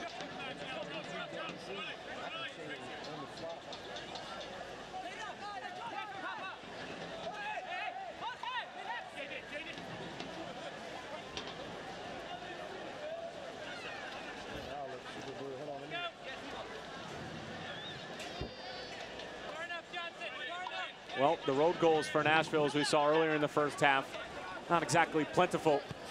Same goes for second half road goals. Charlotte able to win a corner, thanks to our outstanding producer, Ryan Rose, who is always on top of these juicy little tidbits that can really tell the story of how a team has operated throughout the course of a season. And despite Nashville's successes defensively and Matt Pickett's 9 clean sheets, that we've talked about a lot during these 72, 73 minutes, they struggle to score the soccer ball. Conversely, the Independents have conceded a bunch as well. So something's got to give tonight. Foster sends it in. There's a touch. Who was it? And Kevin Broadley claims last touch was off of Nashville. We'll have another corner kick brought to you by Chick-fil-A.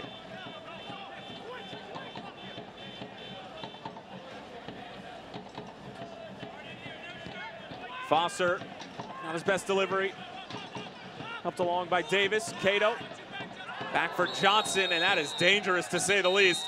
Mike Jeffries barking at Kevin Broadley. Allen Wynn, who came on in the second half, rocks Joel Johnson's world. As hard done by as I thought Joel Johnson was in the first half to get the yellow card on the challenge that he did. If a card is forthcoming for Wynn, he might be a little hard done by here, because he did go into the book. But in the run of play, the high foot was there.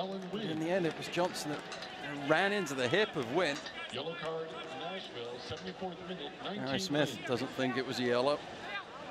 Certainly there was a high boot, so there's a case for the free kick. Well, he, like you, was already in a bad mood coming into this game, so.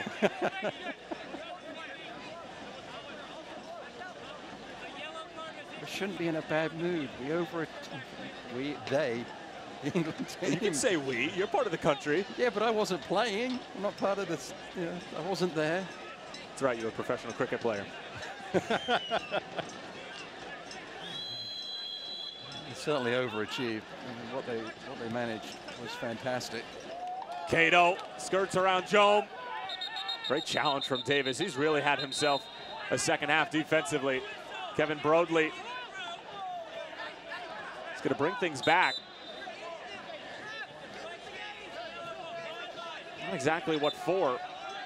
Well, the Independents thought that they had won the free kick, the throw-in, sorry. But it had come off the foot of Cato, and Davis wanted to take that really quickly. While the Independents were still fighting over whose throw-in it was. So I think the referee slowed things down to make sure the signal was clear. And Allen Wynn was shown mustard officially. Herrera, great work to let it run through. Cato. Herrera held his run nicely. Colombian off and running. Joel Johnson in support. Herrera bounces right back to him. Jorge Herrera sidestepping 2, sidestepping 3. It's blocked in front. Cato still with it.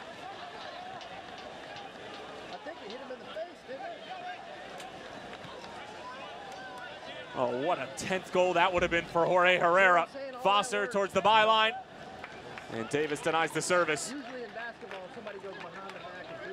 Well, Herrera was a little lucky because he tried to pass it in, force the issue through the legs of Doyle. It bounced kindly back to Herrera, and he almost made the most of the opportunity presented to himself. Lovely little skills. Cato around Akinyoti. Johnson still with it, fending off Akinyoti, who's playing from the ground. And another throw in for Charlotte, who are managing the game extremely well down the stretch here. Still plenty of time with regards to Charlotte's recent performances when up a goal. But we're down to the last 15 minutes or so, plus stoppage time. Ball stays in play. It's going to come out the other way, says Kevin Broadley.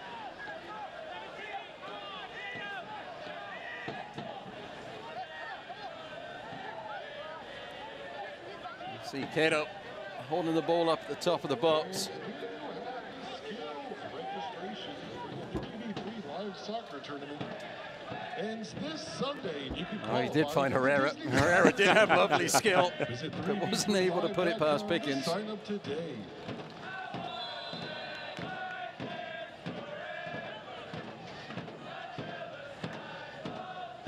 Strong challenge from Reed. Martinez is on the ground. There's the little deflection. Herrera forcing the issue, trying to find the way through Doyle, and then try to do too much with the left-footed shot. It deflects off of Woodbury. Just nice little play there from Herrera, so technically gifted.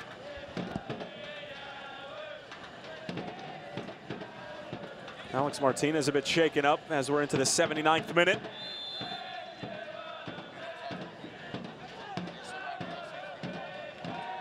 Charlotte closer and closer to ending a 7-match winless streak.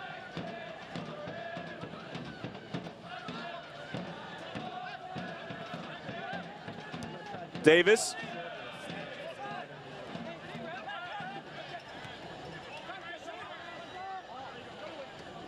Cato around Akinyoti. Over for Herrera. Touch behind him. Herrera bends it in. Easy work for Woodbury. Here's Wynn. And he's fouled by Herrera. An authoritative whistle from our head referee. Not going to be a card, and Nashville will play on. Again, another touch from Cato, springing the offense. Talbot has to react quicker in support.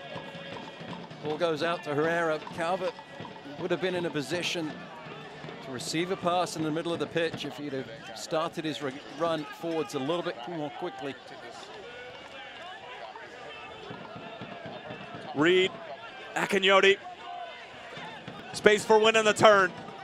Mensah. Kalungi did just enough to bother Mensah. It's a lot of space, though, for Alan Wynn on the full turn, only about 22 yards away from goal. And you can see the Charlotte defense is trying to sort that out. It just popped up in between that space between the front, the middle, midfielders, sorry, and the back four. And he wanted the ball forwards. He continued his run through the back four. Great positioning from Wynn, just in that gap, in that pocket of space.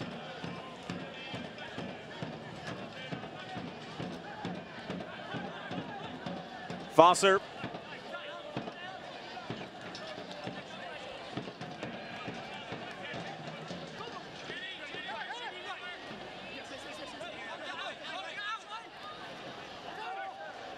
Johnson along for Cato. Alex Martinez, neat little touch along for Herrera. Alex Martinez. Talbert was asking for it. He had some space as well, but Charlotte will keep it as we're into the last 10 minutes. Cato was running through the back line as well. Martinez didn't see him. He was inviting one of those little chip passes, scoop passes over the back. And the Independents trying to find a way to manage the game. Keep the ball, keep the possession.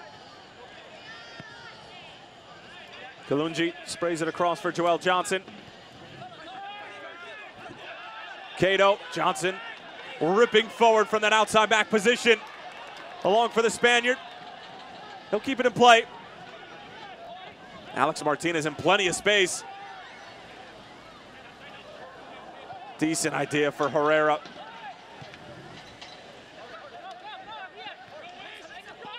Mensah. Maloto sending it through, offside. Tell you what though, there's been 2 offside plays, but Andrew Dykstra has been right on point on both of them. One of them was an excellent kick save, and this playing that sweeper keeper role. More than one way that you have to make sure that you're paying attention and get off your line quickly. We saw Pickens in the first half, he had to do it. And there's Dykstra, fleet of foot, good range, getting out quickly as well.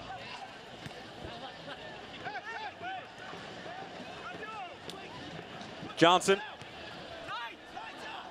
Another excellent first touch from Cordell Cato. On the move. Waited a bit too long. Cato's work getting up until the final third has been probably the best on the field so far, but the finished product has eluded him. 8 goals on the season, 9 for Herrera, 17 between the two of them. That leads the United Soccer League, but it's Kevon George with the lone goal in this one in the 42nd. Nashville desperately trying to answer. Struggled on the road this season, only 6 goals away from First Tennessee. Woodbury getting forward from the center back position. Here's Kimura. Decent ball in, Greg Jordan handles it beautifully. Cato with good hold-up play. Brilliant defensive header there from Jordan. Not only to be in the position, but be able to turn his head and keep that ball going on its trajectory out of the penalty area. Beautifully done.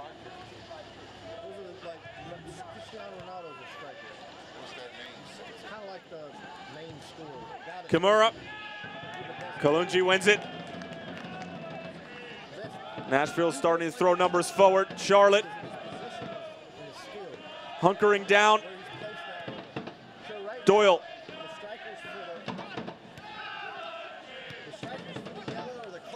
Alan Wynn has been very active off the ball in the middle of the field for Nashville since coming on at halftime. Maloto over for Mensah. Jome back for Wynn. The shot saved by Dykstra. Mensah can't believe it. Andrew Dykstra, virtually his first save of the night, and it comes in the 84th minute, and boy, is it a big one.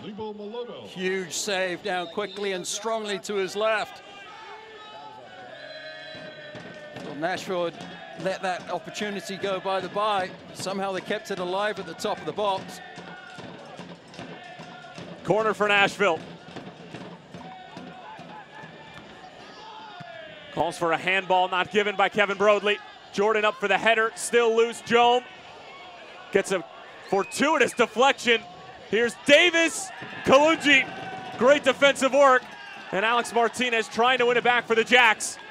And able to do so and able to win the foul. Charlotte Independents with some gritty work defensively.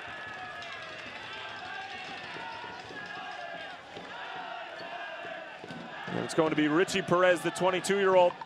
23-year-old from Juarez, Mexico. Coming onto the scene here in the 85th minute. Exiting the game in a big Herrera is coming out. Jorge Herrera. Some fresh legs. Perez will be asked to do a lot of chasing in the next 5 plus probably 3 minutes left in this match. And Mr. Herrera comes off to some hip hip Jorge's here at the Sportsplex at Matthews. Didn't get on the score sheet, which is a rarity for the 37-year-old, but certainly did enough up top. Was responsible for the free kick that eventually led to the Kevon George goal. And much love between Mike Jeffries and one of the leading goal scorers in the USL at the moment. But Herrera will just have to sit and watch from the bench as his comrades try to see this one out.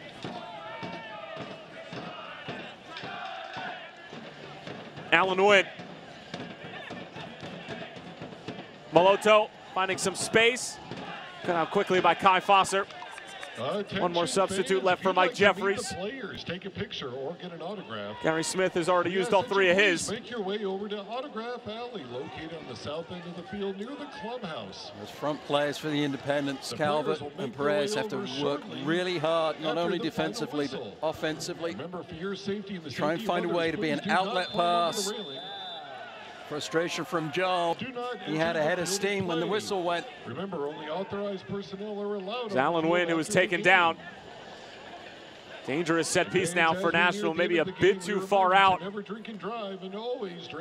to have something on frame.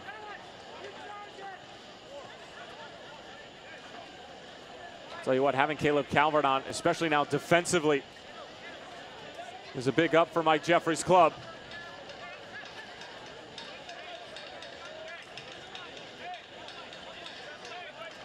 George into the back of Wynn. Easy call. Frustration again for Jelm. He saw it on the replay. So I got the ball I was going to shoot. Looks like he's shaping for the shot, though, on this free kick.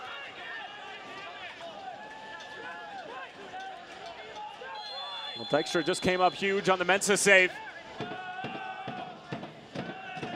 It will be Joam. He never had enough dip on it or pace to beat the likes of Dykstra.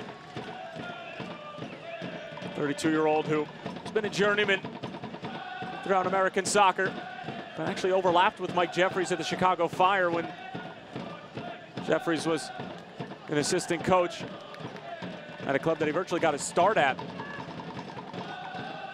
when Bob Bradley was the head coach of the newly minted Chicago Fire back in the late 90s.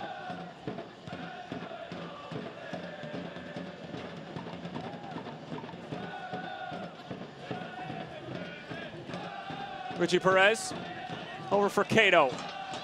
Game management time for Charlotte, something that's eluded them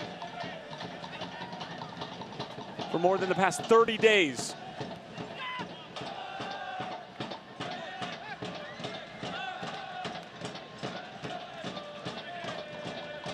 Smart from Cato, slowing things down. He's had some great opportunities in the second half. Doyle, Davis, and Woodbury have stood strong, slowed the play down. Cato just panicking a little bit, had some missed touches.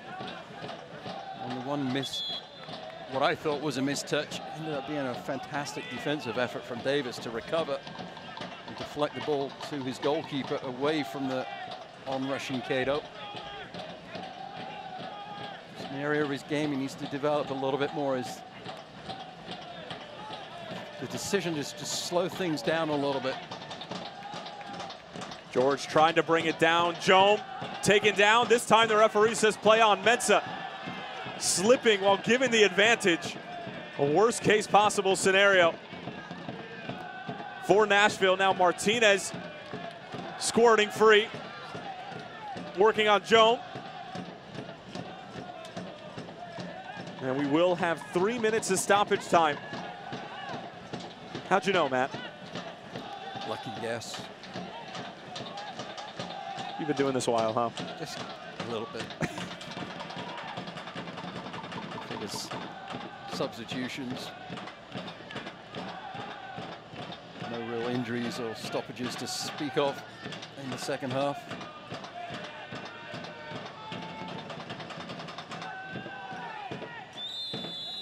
Reed taken down in the middle of the park. There'll be a minimum of 3 minutes of stoppage time.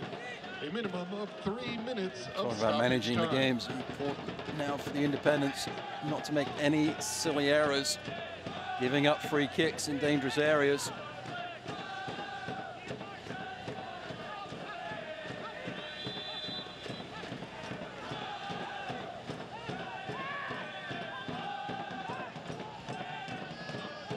Ball brought down by Maloto, sliding it through. Davis onside. Dykstra stands his ground, gets a touch to it. Corner kick coming up for Nashville. Nashville corner kick taken by number 10, Lebo Maloto.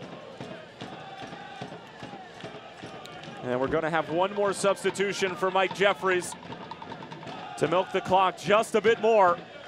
And it's going to be Amon Zayed to replace Cordell Cato. And Cato will, well, I guess we'll call it taking his time. Independent substitution in the 90th Talk about putting in a good shift. That young man right there has put in a really good shift tonight. For the Independents, gets the assist on the goal. That is the difference between the two teams. Cato, his third assist on the season. Showed some flares of excellent skill.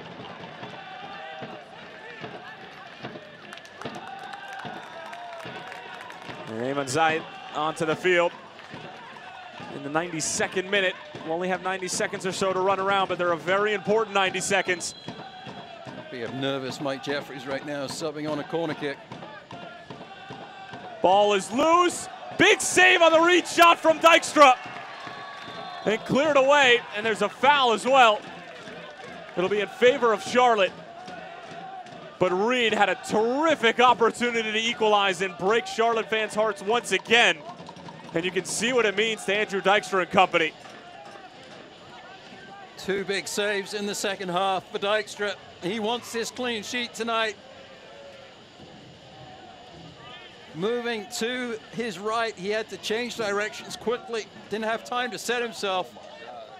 Essentially just lets the momentum of his body take his feet away. Look at the technique of the keeper to get down so quickly.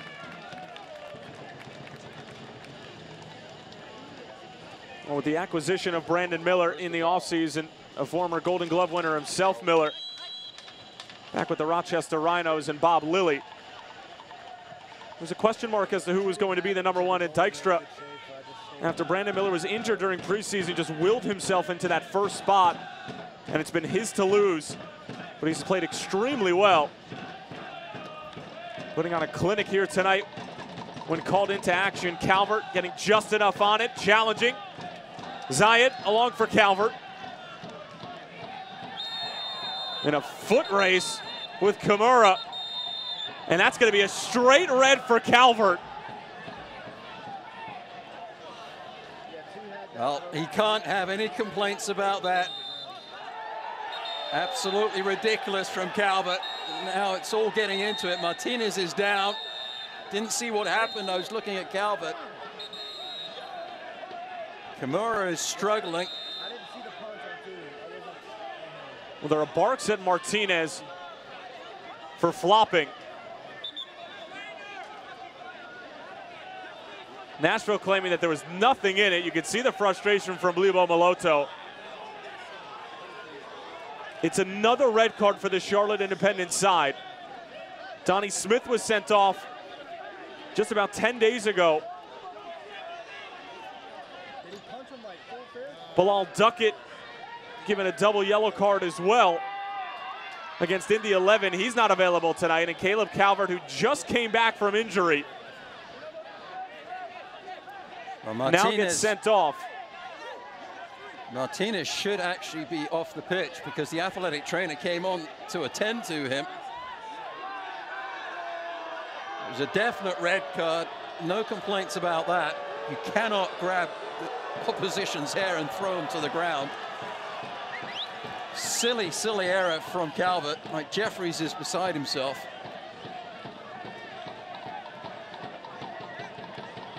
So Broadley's just going to take his time, take a deep breath and sort this out. Absolutely a red card.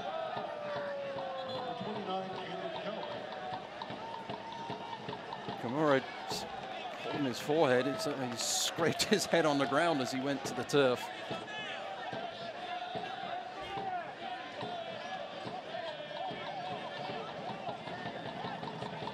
I guess that's fitting that we have a police officer in the background of Matt Pickens taking this goal kick, or free kick, I should say. It's very cool, and you won't believe it. This soccer game is getting out of hand. Can I get some backup?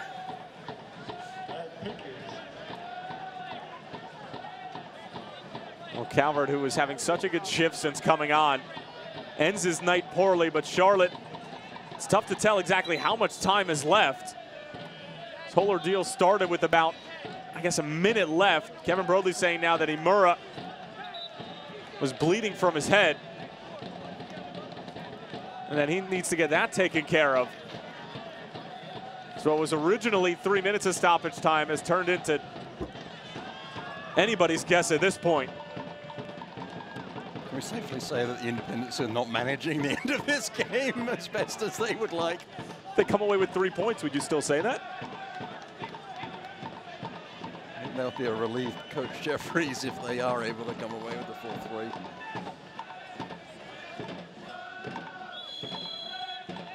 Well, back underway after a few housekeeping items to take care of. Woodbury slips, sends it along. Charlotte down to 10 men. Number 28, London Woodbury. Yellow cards, Nashville SC, 90th minute. Number 18, Pickens, number 28, Woodbury.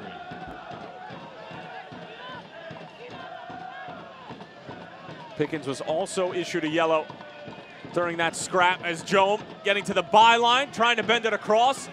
Delivery denied, but a corner kick coming up for Nashville. You can just smell trouble right now for the Independents in Nashville, trying to take advantage of a numerical advantage. Pickens is up. An unmarked hit in the box. Moloto, Pickens up for the header. It's won by Kai Fosser. Kimura back out for Moloto. Joam. Charlotte looking for the full-time whistle. And it's going to come out the other way, and that might just do it.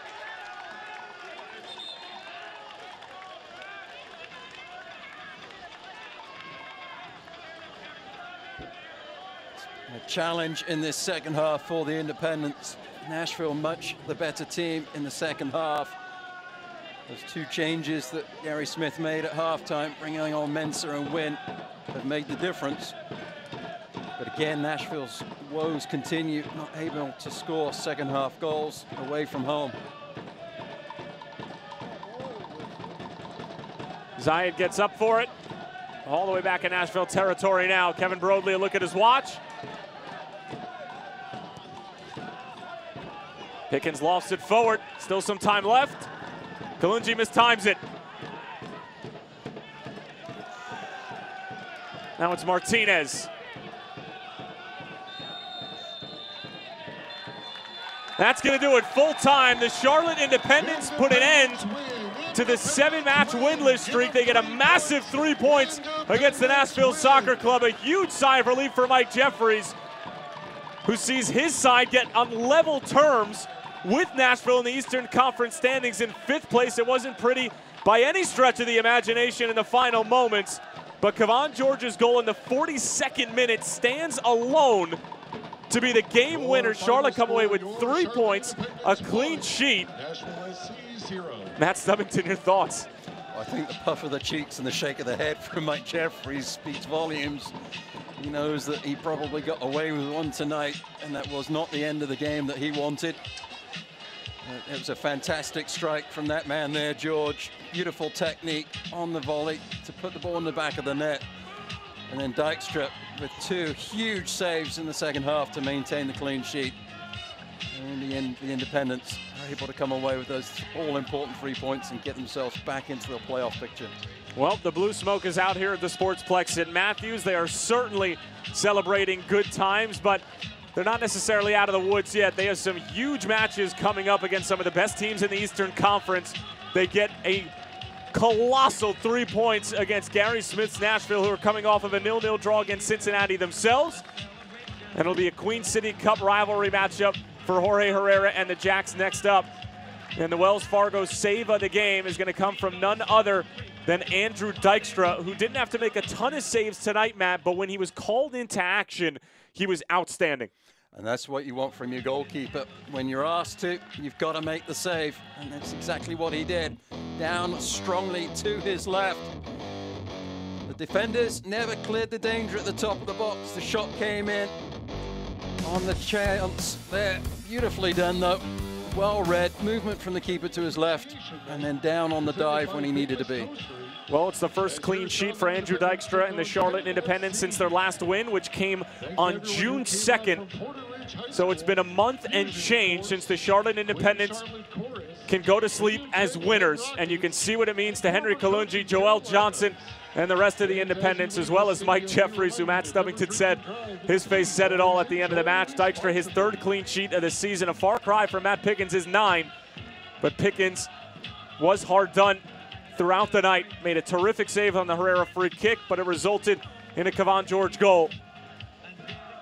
Highlights and stats on the way after this break. Charlotte Independents come away with 3 points and a clean sheet here at the Sportsplex at Matthews. Final score 1-0. We'll be back in a few moments.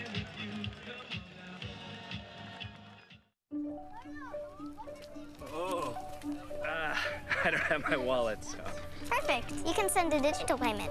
I don't have one of those payment apps. Perfect. You have a US-based bank account, right? I have Wells Fargo. Perfect. Then you should have Zelle. Perfect. Perfect. The #1 mobile banking app just got better. Does your coach use Zelle too? Of course. Another way we're building better every day.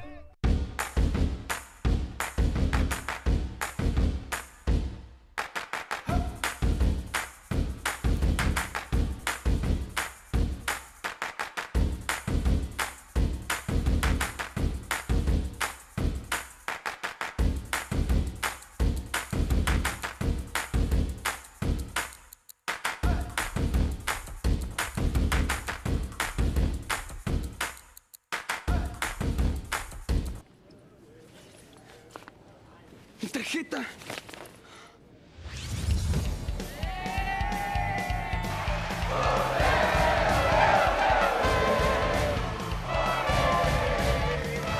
¿No encuentras tu tarjeta de débito? Desactívala con tu app.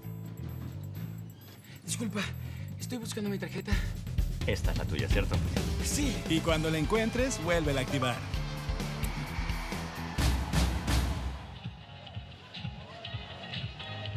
All smiles here at the Sportsplex at Matthews for the boys in blue as they come away with a huge 3 points and a 1-0 win over the Nashville Soccer Club, and they are now level with them at 5th place. They're actually in 6th technically due to goal differential, but it puts an end to the 7-match winless streak that Charlotte has endured for more than a month. Tyler Terrence along with Matt Stubbington, and we'll take a look at how it all went down here in the Charlotte area. And Matt, in the first half, it really was all Independents.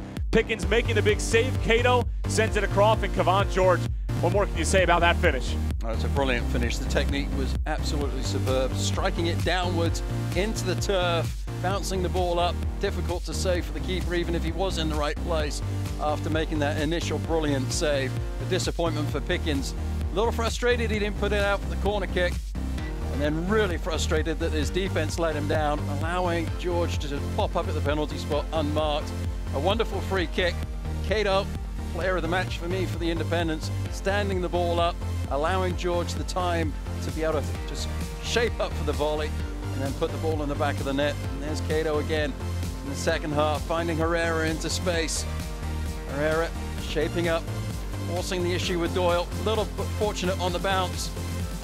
Little mazy run, unable to get the ball past Woodbury, who was a really strong defender for the visitors this evening, along with Kamara, Doyle, and Davis. And then Dykstra did a really great job of making big saves when he had to. And that would end up being the Wells Fargo save of the game. That one wasn't too shabby either. And this was right at the death. Matt Reed, a great opportunity to try to equalize for Nashville and continue the second half woes for Charlotte, but something had to give in this match, and it was the Charlotte Independents, albeit conceding possession, which is rare for them, especially at home, coming away with 3 points. Nashville really didn't challenge Dykstra other than those 2 occasions throughout the night. Nashville, they just need to move the ball a little bit more quickly, get the ball out wide. The credit to the Independents defensively. They had a game plan coming in, and that was get players behind the ball early and quickly so that they denied the space for Nashville, and they did that, and Nashville just weren't able to get deep into their attacking third with any consistency, and that's why the Independents were able to keep the 0 on their side of the score ledger. Up next for Nashville, it's going to be a trip to Ottawa, part of this little 2-game road trip after a massive 4-game home stretch back at First Tennessee. For Charlotte, they will travel to the dreaded Nippert Stadium for a Queen City Cup rivalry match against Manu Ledesma and Danny Koenig, the only two in the USL who seem to be challenging Cordell Cato and Jorge Herrera when it comes to goal scoring. For the Charlotte Independents, a huge sigh of relief. They went down to 10 men late in the game, but they still come away with 3 points. Kevon George with his first goal in an Independence uniform. It was a fantastic night of football here at the Sportsplex at Matthews, and our crew was terrific as always. For my broadcast partner, Matt Stubbington, Tyler Terrence saying so long for now. Final score, Charlotte 1, Nashville 0. We'll talk to you soon.